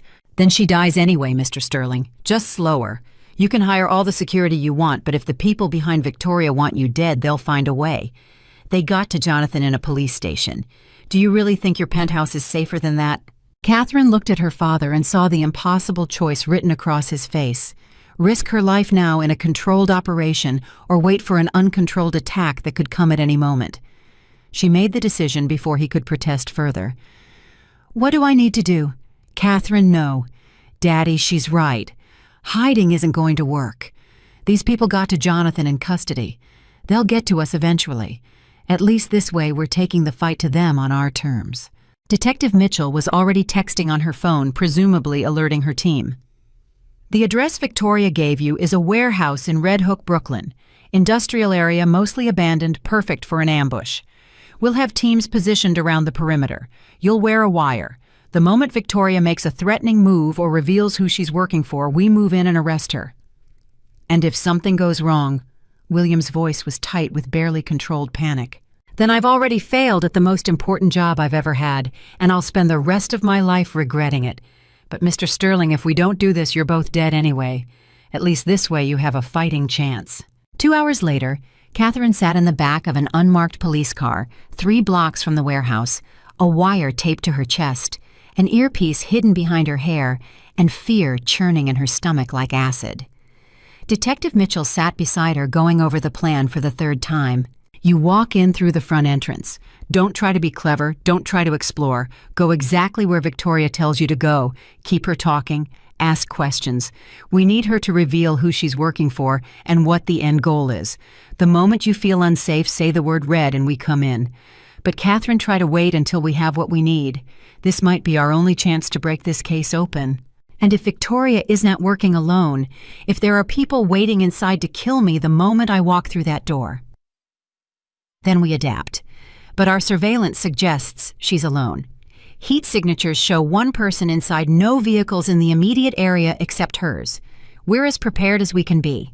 Catherine adjusted the wire, acutely aware of every sound it made. Detective, can I ask you something? Why are you doing this? You said yourself this is outside your jurisdiction. You're risking your career, maybe your life. Why? Mitchell was quiet for a long moment. Because 15 years ago, I watched my sister get beaten by her husband. I watched her make excuses for him, defend him, go back to him over and over again. And then one day, I got a call that she was dead. He'd finally hit her hard enough to kill her. I became a cop because of that. And when I saw your interview, when I heard you talk about the abuse and the control and the fear I saw my sister, I couldn't save her, but maybe I can save you. Catherine felt tears prick her eyes. I'm sorry about your sister. So am I.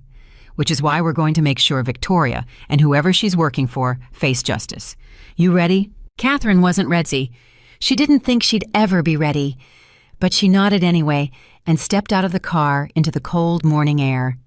The warehouse loomed ahead, all broken windows and rusted metal, a monument to urban decay and abandoned industry.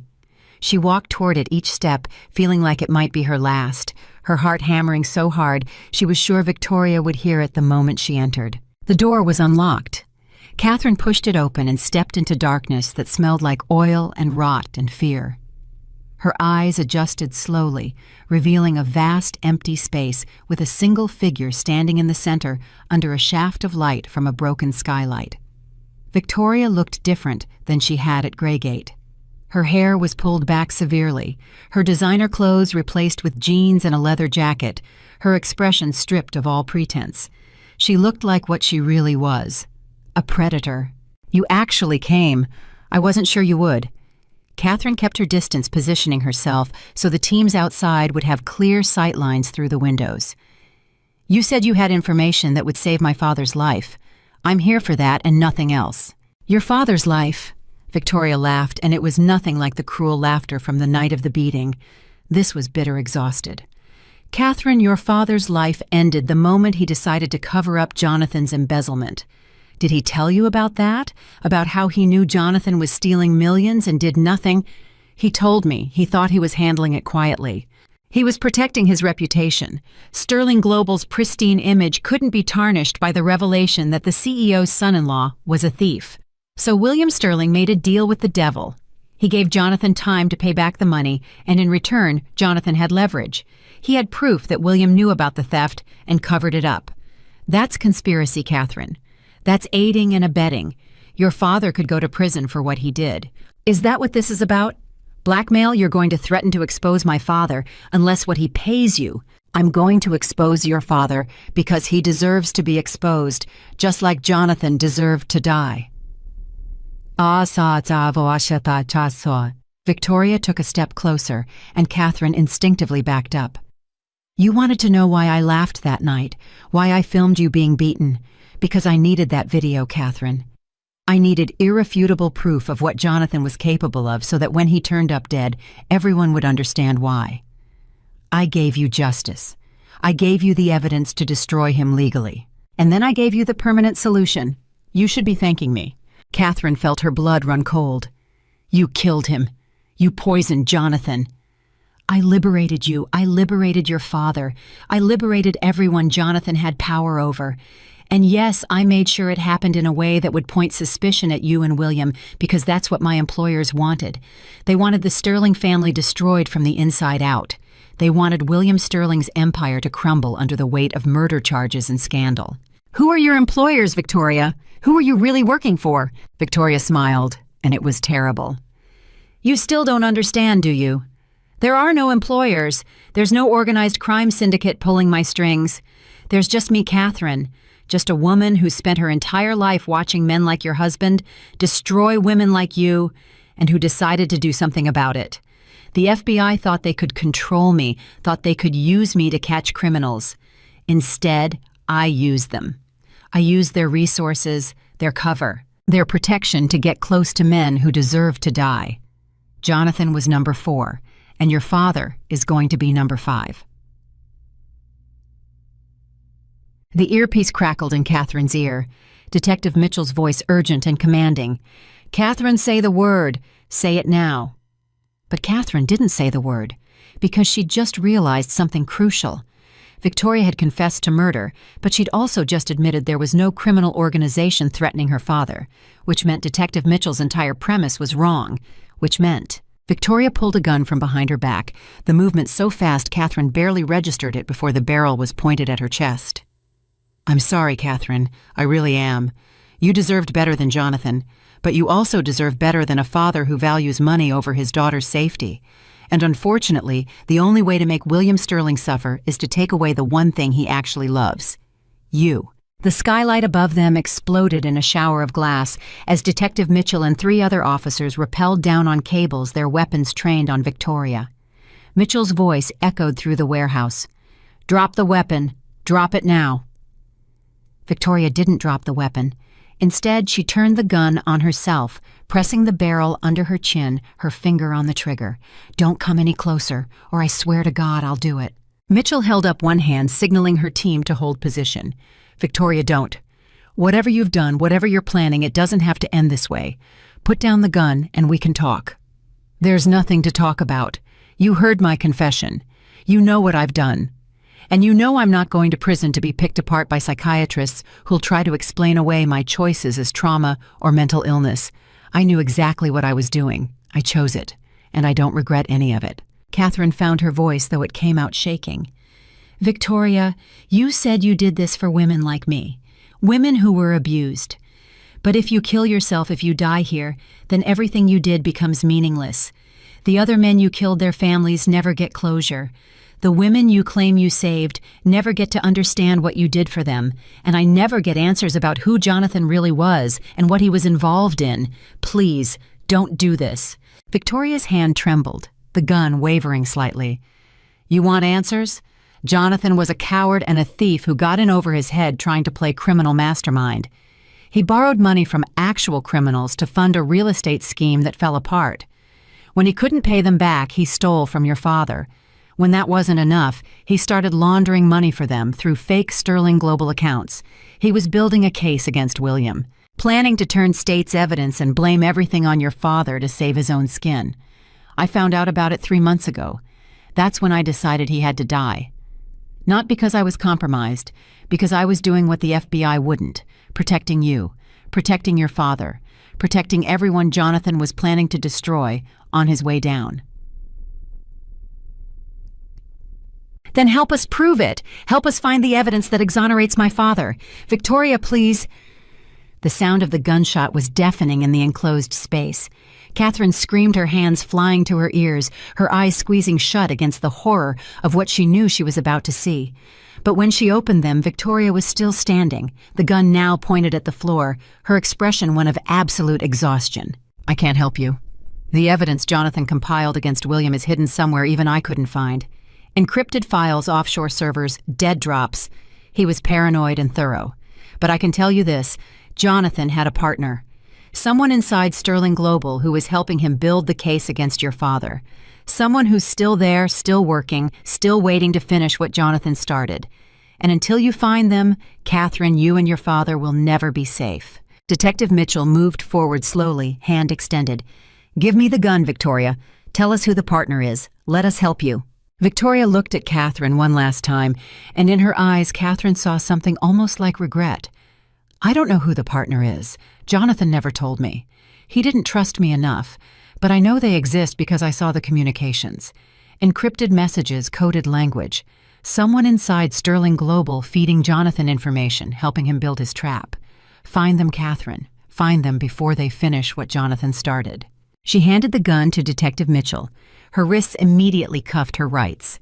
Read in a monotone that felt surreal, given everything that had just transpired. As the officers led her away, Victoria called back over her shoulder. The attorney, David Pacheco. He's not dead. He's in hiding because he knows who the partner is. Find him and you find your answers. The warehouse cleared in a flurry of activity. Catherine was escorted back to the car, her statement taken, her wire removed. Detective Mitchell sat beside her, looking drained. Well, that didn't go anything like I expected, but at least we've got Victoria in custody and a lead on this mysterious partner. Do you believe her about doing it to protect me and my father? Mitchell considers the question. I think Victoria Castellano is a deeply damaged woman who's convinced herself that murder is justice. Do I think she believed she was helping you? Yes. Do I think that excuses what she did? Absolutely not. But Catherine, she's right about one thing. Until we find out who Jonathan's partner was, this isn't over. Catherine nodded numbly, her mind already racing ahead to the next crisis, the next revelation, the next nightmare waiting to unfold. She'd survived Jonathan. She'd survived Victoria. But somewhere in her father's company, someone was waiting to destroy them both, and Catherine had no idea who or how to stop them. She only knew that the war Victoria had promised was far from over. In fact, it was just beginning. William was waiting at the penthouse when Catherine returned, his face ashen, as Marcus briefed him on everything that had transpired in the warehouse. Catherine walked past both men without speaking, went directly to the bar, and poured herself 3 fingers of whiskey, despite the fact that it was barely noon. She downed it in one burning swallow and poured another. Catherine, you shouldn't be drinking on an empty stomach after everything you've been through. She turned to face her father glass clutched in her hand. Victoria killed Jonathan. She confessed to murdering my husband, and she claims she did it to protect us, to protect me from him and you from his blackmail scheme. So tell me, Daddy, exactly how much danger are we in? Because apparently Jonathan spent months building a case to frame you for his crimes, and somewhere in your company, someone's still working to finish what he started. William's jaw tightened. We're going to find Jonathan's partner. I'm bringing in a forensic accounting team, a cybersecurity firm, and private investigators who specialize in corporate espionage. We'll audit every account review, every communication investigate, every employee who had access to the information Jonathan would have needed. Whoever helped him won't stay hidden for long. And while we're searching what they're just going to wait patiently for us to find them, they know Victoria's been arrested. They know she confessed. They're probably destroying evidence right now, or planning to disappear before we can identify them. Marcus cleared his throat. Miss Sterling's right. Whoever the partner is, they're in damage control mode. We need to move fast. I've already started pulling security footage from Sterling Global headquarters, flagging anyone who stayed late when Jonathan was there, anyone who had unusual access patterns, anyone who... William's phone rang, the sound cutting through the tension like a knife. He answered without looking at the caller ID. Sterling. His face went from pale to gray as he listened. When? How long ago? A pause. Lock down the building. Nobody leaves until security has cleared them. I'll be there in 20 minutes. He hung up and looked at Catherine with an expression that made her stomach drop. That was building security. Someone broke into my office at Sterling Global Headquarters. They accessed my private computer, my files, and my safe. Whoever it was knew the security codes, knew the layout, knew exactly what they were looking for. Jonathan's partner. Has to be. They're making their move before we can make ours. Catherine, I need you to stay here with Marcus and the security team. Don't open the door for anyone.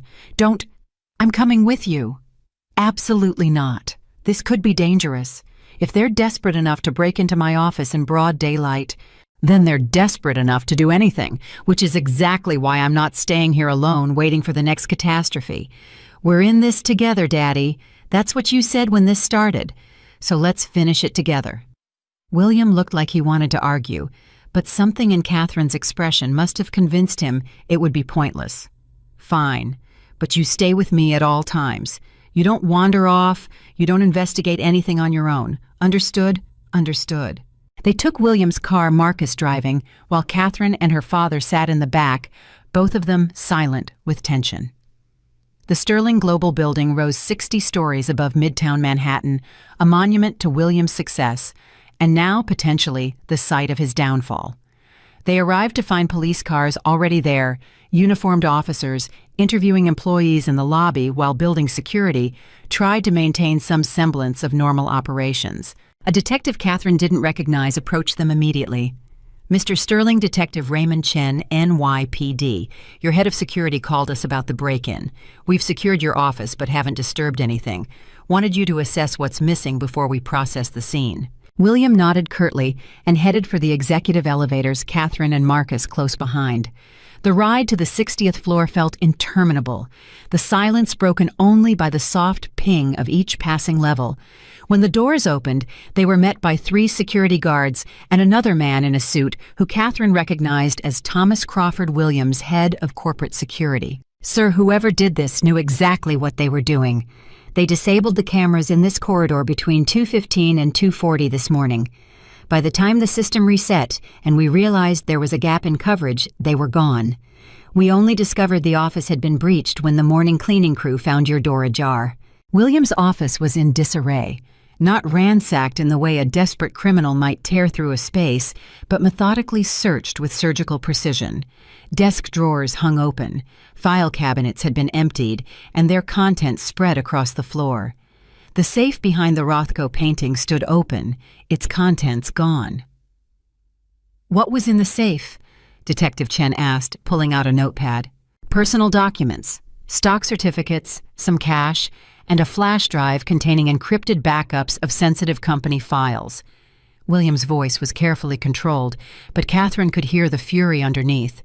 "That flash drive is worthless without the encryption key, which is kept in a separate secure location." "Unless," Catherine said quietly, "the person who took it already has the encryption key. Unless they've had access to your security protocols all along." William turned to Thomas Crawford.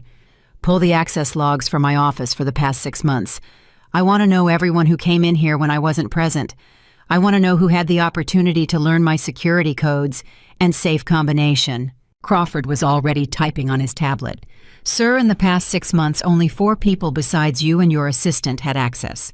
Your attorney, David Pacheco. Your CFO, Robert Martinez. Your head of operations, Jennifer Walsh. And Jonathan Sterling." Catherine felt her heart stop. David Pacheco. Victoria said he was in hiding because he knows who the partner is. What if he's not hiding from the partner? What if he is the partner? William pulled out his phone and dialed. It went straight to voicemail. He tried again with the same result. "Thomas, I need David Pacheco's location, now. Home address, cell phone, GPS, credit card activity, everything." "Already on it, sir. His cell phone last pinged in the financial district 2 hours ago, but it's been off since then. His home address is on the Upper East Side, but building security says he hasn't been there in 3 days. His credit cards haven't been used since Friday morning." Friday morning, the day after Catherine's interview aired, the day Jonathan was arrested. William's eyes met Catherine's.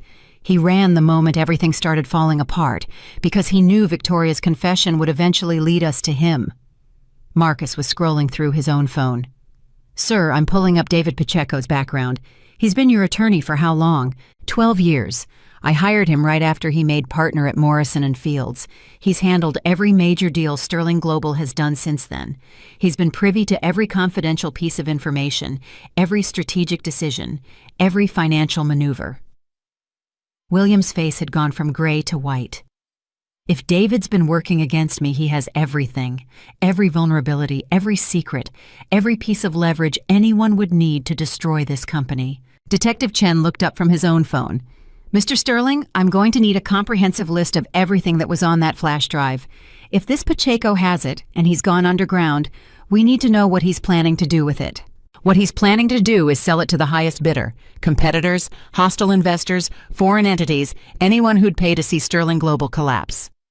William sat heavily in his desk chair, suddenly looking every one of his years. And with Jonathan's fabricated evidence showing that I knew about the embezzlement and covered it up, David can position himself as the whistleblower who exposed corruption at the highest levels. He'll be a hero while I go to prison. Catherine felt rage building in her chest, hot and clean and clarifying. Then we find him first. We find him, and we get that flash drive back, and we destroy every piece of evidence he and Jonathan compiled. Daddy, you built this company from nothing. You've given thousands of people jobs, created billions in shareholder value, contributed millions to charity. We are not letting some corrupt attorney destroy all of that. Thomas Crawford's tablet chimed.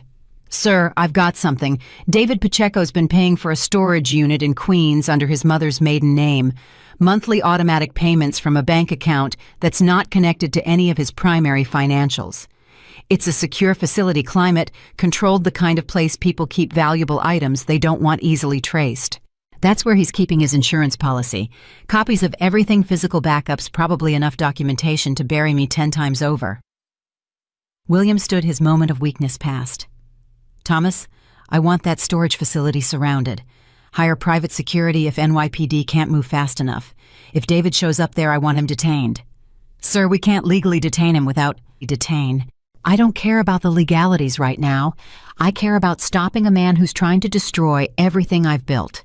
Do whatever you have to do. Detective Chen stepped forward. Mr. Sterling, I understand you're upset, but you need to let us handle this through proper channels. If David Pacheco has committed crimes, we'll arrest him and charge him. But you cannot take the law into your own hands. The law didn't protect my daughter from being beaten in her own home. The law didn't stop Jonathan from stealing millions from my company. The law didn't prevent Victoria from murdering him and trying to frame my family. So forgive me if I'm not particularly interested in waiting for the law to catch up while David Pacheco auctions off my company's secrets to the highest bidder. Catherine put her hand on her father's arm. Daddy, Detective Chen is right. If we do this wrong, if we break the law trying to stop David, then we're just giving him more ammunition. We do this smart. We do this clean. We find the evidence, we expose him, and we let the system handle the consequences. William looked at her for a long moment, then nodded slowly. You're right. You're absolutely right. Thomas work with Detective Chen. Full cooperation. But I want eyes on that storage facility 24/7. The moment David shows up, I want to know about it. Already coordinating with NYPD. We'll have surveillance in place within the hour. Catherine's phone buzzed. She pulled it out, expecting another threatening message from an unknown number, but instead saw a name she recognized. Richard Henley, the investor who'd been at dinner the night Jonathan had beaten her, the one who'd called her father and set the entire chain of events in motion. She answered cautiously. Mr. Henley. Miss Sterling, thank God. I've been trying to reach your father all morning, but his phone's been busy. I need to speak with him urgently. It's about David Pacheco. Catherine put the phone on speaker. You're on speaker with my father and the police. What about David Pacheco? He contacted me an hour ago, wanted to meet to discuss what he called a lucrative investment opportunity, said he had access to proprietary Sterling Global information that would guarantee substantial returns. Miss Sterling, I think he's trying to sell your father's company secrets, and I think I'm not the first person he's approached. William leaned toward the phone. Richard, this is William. Did you agree to meet him? I told him I'd think about it, stalled for time, but he sounded desperate, almost manic, said this was a limited time opportunity that he needed to move quickly before certain information became public. William, I think he knows he's running out of time. Did he say where he's calling from? Give any indication of his location? No, but the call came from a blocked number. However, I heard background noise. Traffic car horns, what sounded like a ferry horn. If I had to guess, I'd say he's somewhere near the waterfront. Detective Chen was already on his radio, coordinating with other units. We're checking all ferry terminals and waterfront areas. If he's planning to run, he might be trying to leave the city by boat. William thanked Richard and hung up. He's going to disappear. Take the flash drive, take whatever physical evidence he's compiled and vanish. We have hours at most before he's gone for good. Marcus had been silent through most of the conversation, but now he spoke up. Sir, there's another possibility. What if David's not running? What if he's meeting with someone? A buyer for the information, a co-conspirator, someone who's been helping him all along. Jonathan was his co-conspirator and Jonathan's dead. But Jonathan had connections, criminal connections that Victoria mentioned. What if David's meeting with those people? What if he's trying to sell them the information Jonathan promised before he died? The implication hung in the air like poison gas. If David was meeting with organized criminals, if he was trying to leverage Jonathan's connections, then this had just escalated from corporate espionage to something far more dangerous. Catherine's phone buzzed again. Another unknown number, another text message. But this one made her blood freeze. Catherine Sterling, you and your father have been asking questions about things that don't concern you. Stop now or there will be consequences. This is your only warning. She showed the message to her father and Detective Chen. The detective immediately called for a trace, but they all knew it would come back to a burner phone or a spoofed number. Whoever sent it had done this before. They're threatening you directly now. That's escalation. That means they're getting nervous. William turned to Marcus. I want Catherine in a secure location, not the penthouse, somewhere nobody knows about. A hotel under a false name, a safe house, something. I'm not hiding while you deal with this. Catherine, these are people who killed Jonathan in police custody. They're not going to hesitate to hurt you if they think it will stop our investigation. Please, let Marcus take you somewhere safe while I handle this. Before Catherine could argue, Thomas Crawford's tablet chimed urgently. Sir, we've got David Pacheco.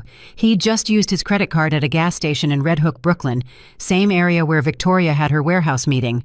Detective Chen was already moving toward the elevator.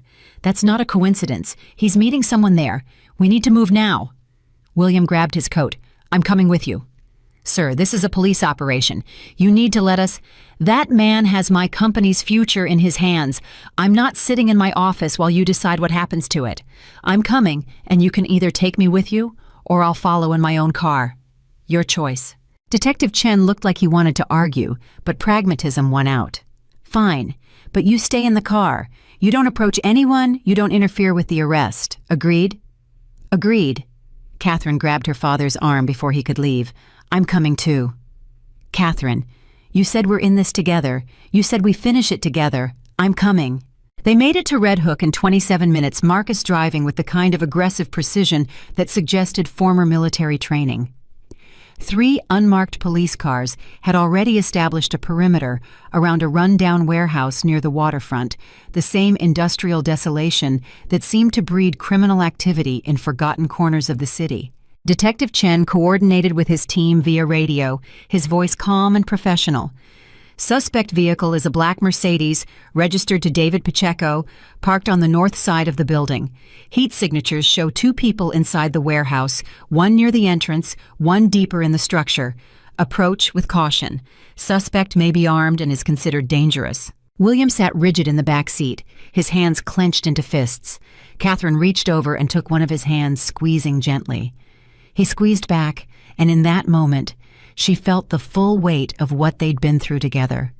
The abuse, the violence, the betrayal, the murder, the conspiracy. All of it leading to this moment in a car outside a warehouse where her father's legacy would either be saved or destroyed forever. The police moved in with tactical precision. Catherine watched through the car window as officers in tactical gear approached the warehouse from multiple angles. Detective Chen's radio crackled with updates. Front entrance secured. Moving to interior. Contact, we have visual on suspect. Then the gunshot. The sound cracked through the air and Catherine felt her father flinch beside her. Marcus swore and reached for his own weapon. The radio exploded with voices shouting over each other. "Officer down. Suspect is armed. Fall back. Get medical in here now." "Stay in the car," Marcus ordered, already opening his door. "Do not get out. No matter what happens, you stay here." He was gone before either of them could respond. William tried the door, but Marcus had engaged the locks from outside. They were trapped helpless while chaos unfolded 50 yards away. Catherine could see officers taking cover behind vehicles, could see movement in the warehouse windows, could see the flashing lights of an ambulance arriving with sirens wailing. "This is my fault," William said, his voice hollow. "I trusted David. I gave him access to everything. I let him into my company, into my life, and he used all of it to destroy me. This is Jonathan's fault. This is David's fault. This is the fault of every person who chose greed and betrayal over integrity. But it is not your fault, Daddy. You did what you thought was right. You tried to handle Jonathan's embezzlement quietly to protect the company and your employees. You can't blame yourself for not anticipating that your own attorney would be conspiring against you." Another gunshot, then 3 more in rapid succession. Catherine's heart was hammering so hard she thought it might burst. She couldn't see what was happening, couldn't hear the radio chatter, could only wait and pray that nobody else died because of the nightmare her marriage had become. Finally, after what felt like hours but was probably only minutes, Detective Chen appeared at the car window. Marcus unlocked the doors and Chen slid into the front seat, his face grim. "We've got David Pacheco in custody. He fired on officers when they tried to arrest him. Nobody was seriously hurt, thank God. He's being transported to central booking now." "What about the flash drive? What about the evidence he stole?" "We recovered a laptop bag from the scene. It's being processed now, but preliminary inspection suggests it contains what you're looking for. Mr. Sterling, we're going to need to go through proper channels to return your property, but I can tell you that whatever David was planning to do with that information, he won't get the chance now." William closed his eyes, relief washing over his features. Who was the other person in the warehouse? Who was David meeting? Chen's expression darkened. "That's where it gets complicated. The other person claims she's FBI, says she was conducting an undercover investigation into David Pacheco and Jonathan Sterling's criminal activities, says she's been working this case for 8 months. Catherine felt cold dread settle in her stomach. "Who is she? What's her name?" "Agent Sarah Morrison. And before you ask, yes, we've verified her credentials. She's legitimate, which means the FBI has known about Jonathan and David's operation for 8 months and didn't tell anyone. Didn't warn, you didn't warn Sterling. Global didn't prevent any of the violence or the murder or the attempted corporate espionage. They just watched it all unfold." William's voice was tight with barely controlled fury. "They used my daughter's abuse as cover for their investigation. They let Jonathan beat Catherine. Let Victoria infiltrate our lives, let David steal company secrets, also they could build a case against organized crime figures who were using Jonathan's schemes to launder money. Am I understanding that correctly?" "That appears to be the situation, yes. Agent Morrison is claiming that intervening earlier would have compromised the larger investigation. She's claiming that everything that happened was regrettable but necessary to take down a major criminal network." Catherine felt something break inside her. Not the same breaking she'd felt when Jonathan had beaten her. This was different. This was the breaking of whatever last shred of faith she'd had in institutions, in systems, in the idea that someone was looking out for victims of violence. The FBI had known. They'd known, and they'd watched, and they'd done nothing because her suffering was acceptable collateral damage in their bigger case. "I want to see her. I want to look her in the eye and hear her explain how my husband beating me with a belt was regrettable but necessary." Detective Chen looked uncomfortable. "Miss Sterling, I don't think that's a good idea right now. Emotions are running high, and I don't care about your comfort level, Detective. I want to see the woman who thought my abuse was an acceptable price to pay for her career advancement. Now." Chen looked at William, who nodded once. "My daughter wants answers. She deserves answers. Take us to Agent Morrison." They were escorted into the warehouse past evidence markers and forensic technicians to a makeshift interrogation area where a woman in her 40s sat at a folding table, her FBI credentials on display, her expression professional and utterly devoid of empathy. She stood when Catherine and William entered, hand extended, as if this were a normal business meeting. "Mr. Sterling, Miss Sterling, I'm Special Agent Sarah Morrison. I understand you have questions about the investigation. Catherine ignored the offered handshake. You knew Jonathan was abusing me. You had Victoria embedded in my life, filming me watching it happen. And you did nothing. Miss Sterling, I understand you're upset. I'm not upset. I'm enraged. I'm disgusted. I'm standing here looking at a federal agent who watched a woman be beaten and did absolutely nothing because it was inconvenient for her case. Agent Morrison's expression remained neutral. Victoria Castellano was not authorized to film your assault. She went rogue. That video was never supposed to exist. When we found out about it, we were already planning to extract her from the operation. But you knew Jonathan was violent. You knew he was dangerous. And you left me there with him anyway, because prosecuting money laundering charges was more important than protecting a domestic violence victim. Miss Sterling, if we had intervened earlier, we would have alerted the criminal network that we were investigating. They would have scattered, destroyed evidence, and disappeared. We'd have lost years of work and dozens of potential indictments. I'm sorry you were hurt, truly, but the greater good sometimes requires difficult choices. Catherine felt her father's hand on her shoulder, grounding her before she could physically attack the agent. William's voice was cold as winter. Agent Morrison, I'm going to make sure every media outlet in the country knows that the FBI knowingly allowed my daughter to be abused to protect their investigation. I'm going to make sure your name becomes synonymous with institutional failure and moral bankruptcy. And then I'm going to sue the federal government for every dollar they've got for their negligence in protecting a domestic violence victim. When I'm done, the only job you'll be qualified for is security guard at a shopping mall. Agent Morrison's professional mask slipped slightly. Mr. Sterling threatening a federal agent is not a threat, a promise. You chose your career over my daughter's safety. Now I'm going to end that career. Seems like a fair trade to me. They left before Morrison could respond, Catherine shaking with adrenaline and rage, William guiding her back to the car with protective intensity. Detective Chen followed them out, looking like he wanted to apologize for the entire federal justice system. For what it's worth, I think what the FBI did was unconscionable. I've already filed a complaint with the Inspector General's office. It won't undo what happened to you, Miss Sterling, but maybe it will prevent them from using someone else's suffering as a tactical advantage. Catherine nodded, not trusting herself to speak. They drove back to Manhattan in silence, the weight of everything that had transpired pressing down like a physical force. David Pacheco in custody, the flash drive recovered, Agent Morrison exposed, Victoria awaiting trial, Jonathan dead, the conspiracy unraveled, and yet Catherine felt no sense of victory, no satisfaction in having survived. She just felt exhausted. Back at the penthouse, William poured them both drinks, and they sat in the living room watching the sun set over the city. Maria appeared with food neither of them wanted, but both ate anyway because she insisted.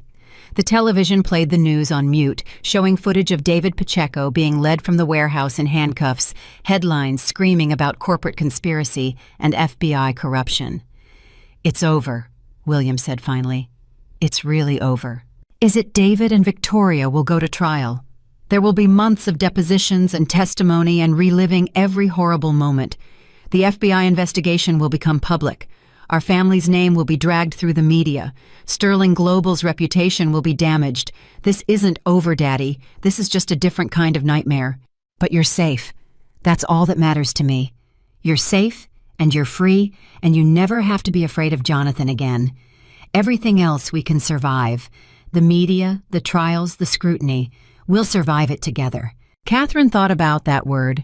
Survive. It was what she'd been doing for 6 years. Surviving Jonathan's abuse, surviving his control, surviving each day in a marriage that was slowly killing her. But she didn't want to just survive anymore. She wanted to live. She wanted to reclaim the woman she'd been before Jonathan had broken her. She wanted to become someone new, someone stronger, someone who turned pain into purpose. Daddy, I meant what I said in the interview about the Sterling Foundation. I want to build something that helps other women escape the kind of situation I was in. I want to use everything I learned, all the resources we have, to make sure no woman ever feels as trapped and hopeless as I felt. William smiled, and it was genuine warmth for the first time in days. Then that's what we'll do. We'll build a foundation that actually makes a difference. And Catherine, I want you to run it. Not as a figurehead, not as a wealthy socialite dabbling in charity work. I want you to run it the way you'd run a company, with vision and strategy and the determination to change the world. What about Sterling Global? Don't you need me there? Sterling Global has plenty of executives who can handle day-to-day operations. What it doesn't have is a Sterling who's willing to fight for people who have no voice and no power. That's you, Catherine. That's who you've always been, even when Jonathan tried to convince you otherwise. You're a fighter, so fight for something that matters. Catherine felt tears sliding down her cheeks, but they weren't tears of sadness or trauma. They were tears of relief and possibility, and the first fragile stirrings of hope. She'd survived the nightmare. She'd exposed the conspiracy. She'd watched her abuser face consequences, even if those consequences came in a form she'd never expected. And now she had the chance to transform her suffering into something meaningful, something that would help others avoid the hell she'd endured. 3 months later, Catherine stood in front of a room full of journalists and philanthropists and domestic violence advocates, announcing the official launch of the Sterling Foundation. The space was bright and modern, deliberately designed to feel nothing like a victim support center and everything like a place of strength and empowerment. Behind her stood her father, Maria Detective Mitchell, and 3 women who'd been among the Foundation's first clients. Women who'd escaped abusive situations with the Foundation's legal and financial support. The Sterling Foundation exists because I survived, Catherine said, her voice steady and clear. I survived because I had resources most women don't have. I had a father with money and power. I had access to the best attorneys and the best security.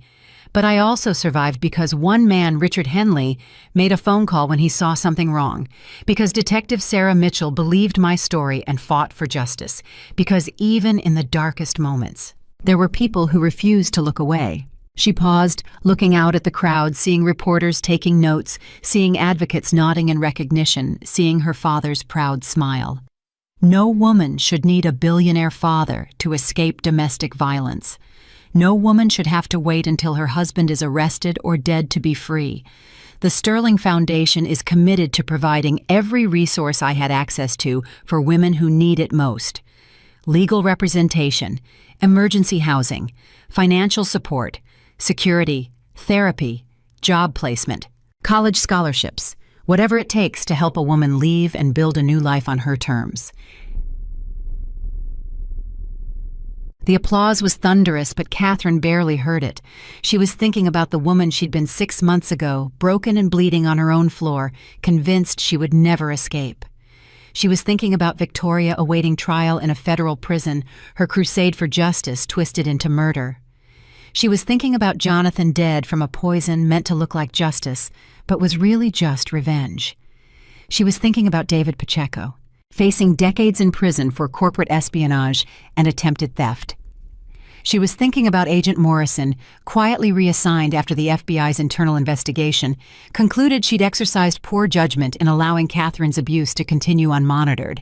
But mostly she was thinking about the future, about the women she would help, about the lives she would change, about the power that came not from money or connections, but from surviving hell and choosing to make sure others didn't have to endure the same flames. She'd been Catherine Vance, the dutiful wife. She'd been Catherine Sterling, the abuse victim. Now she was simply Catherine, the woman who'd reclaimed her voice and her power and her purpose. And she was never going to be silenced again. The nightmare had ended, but the real work was just beginning, and Catherine was finally truly ready to fight.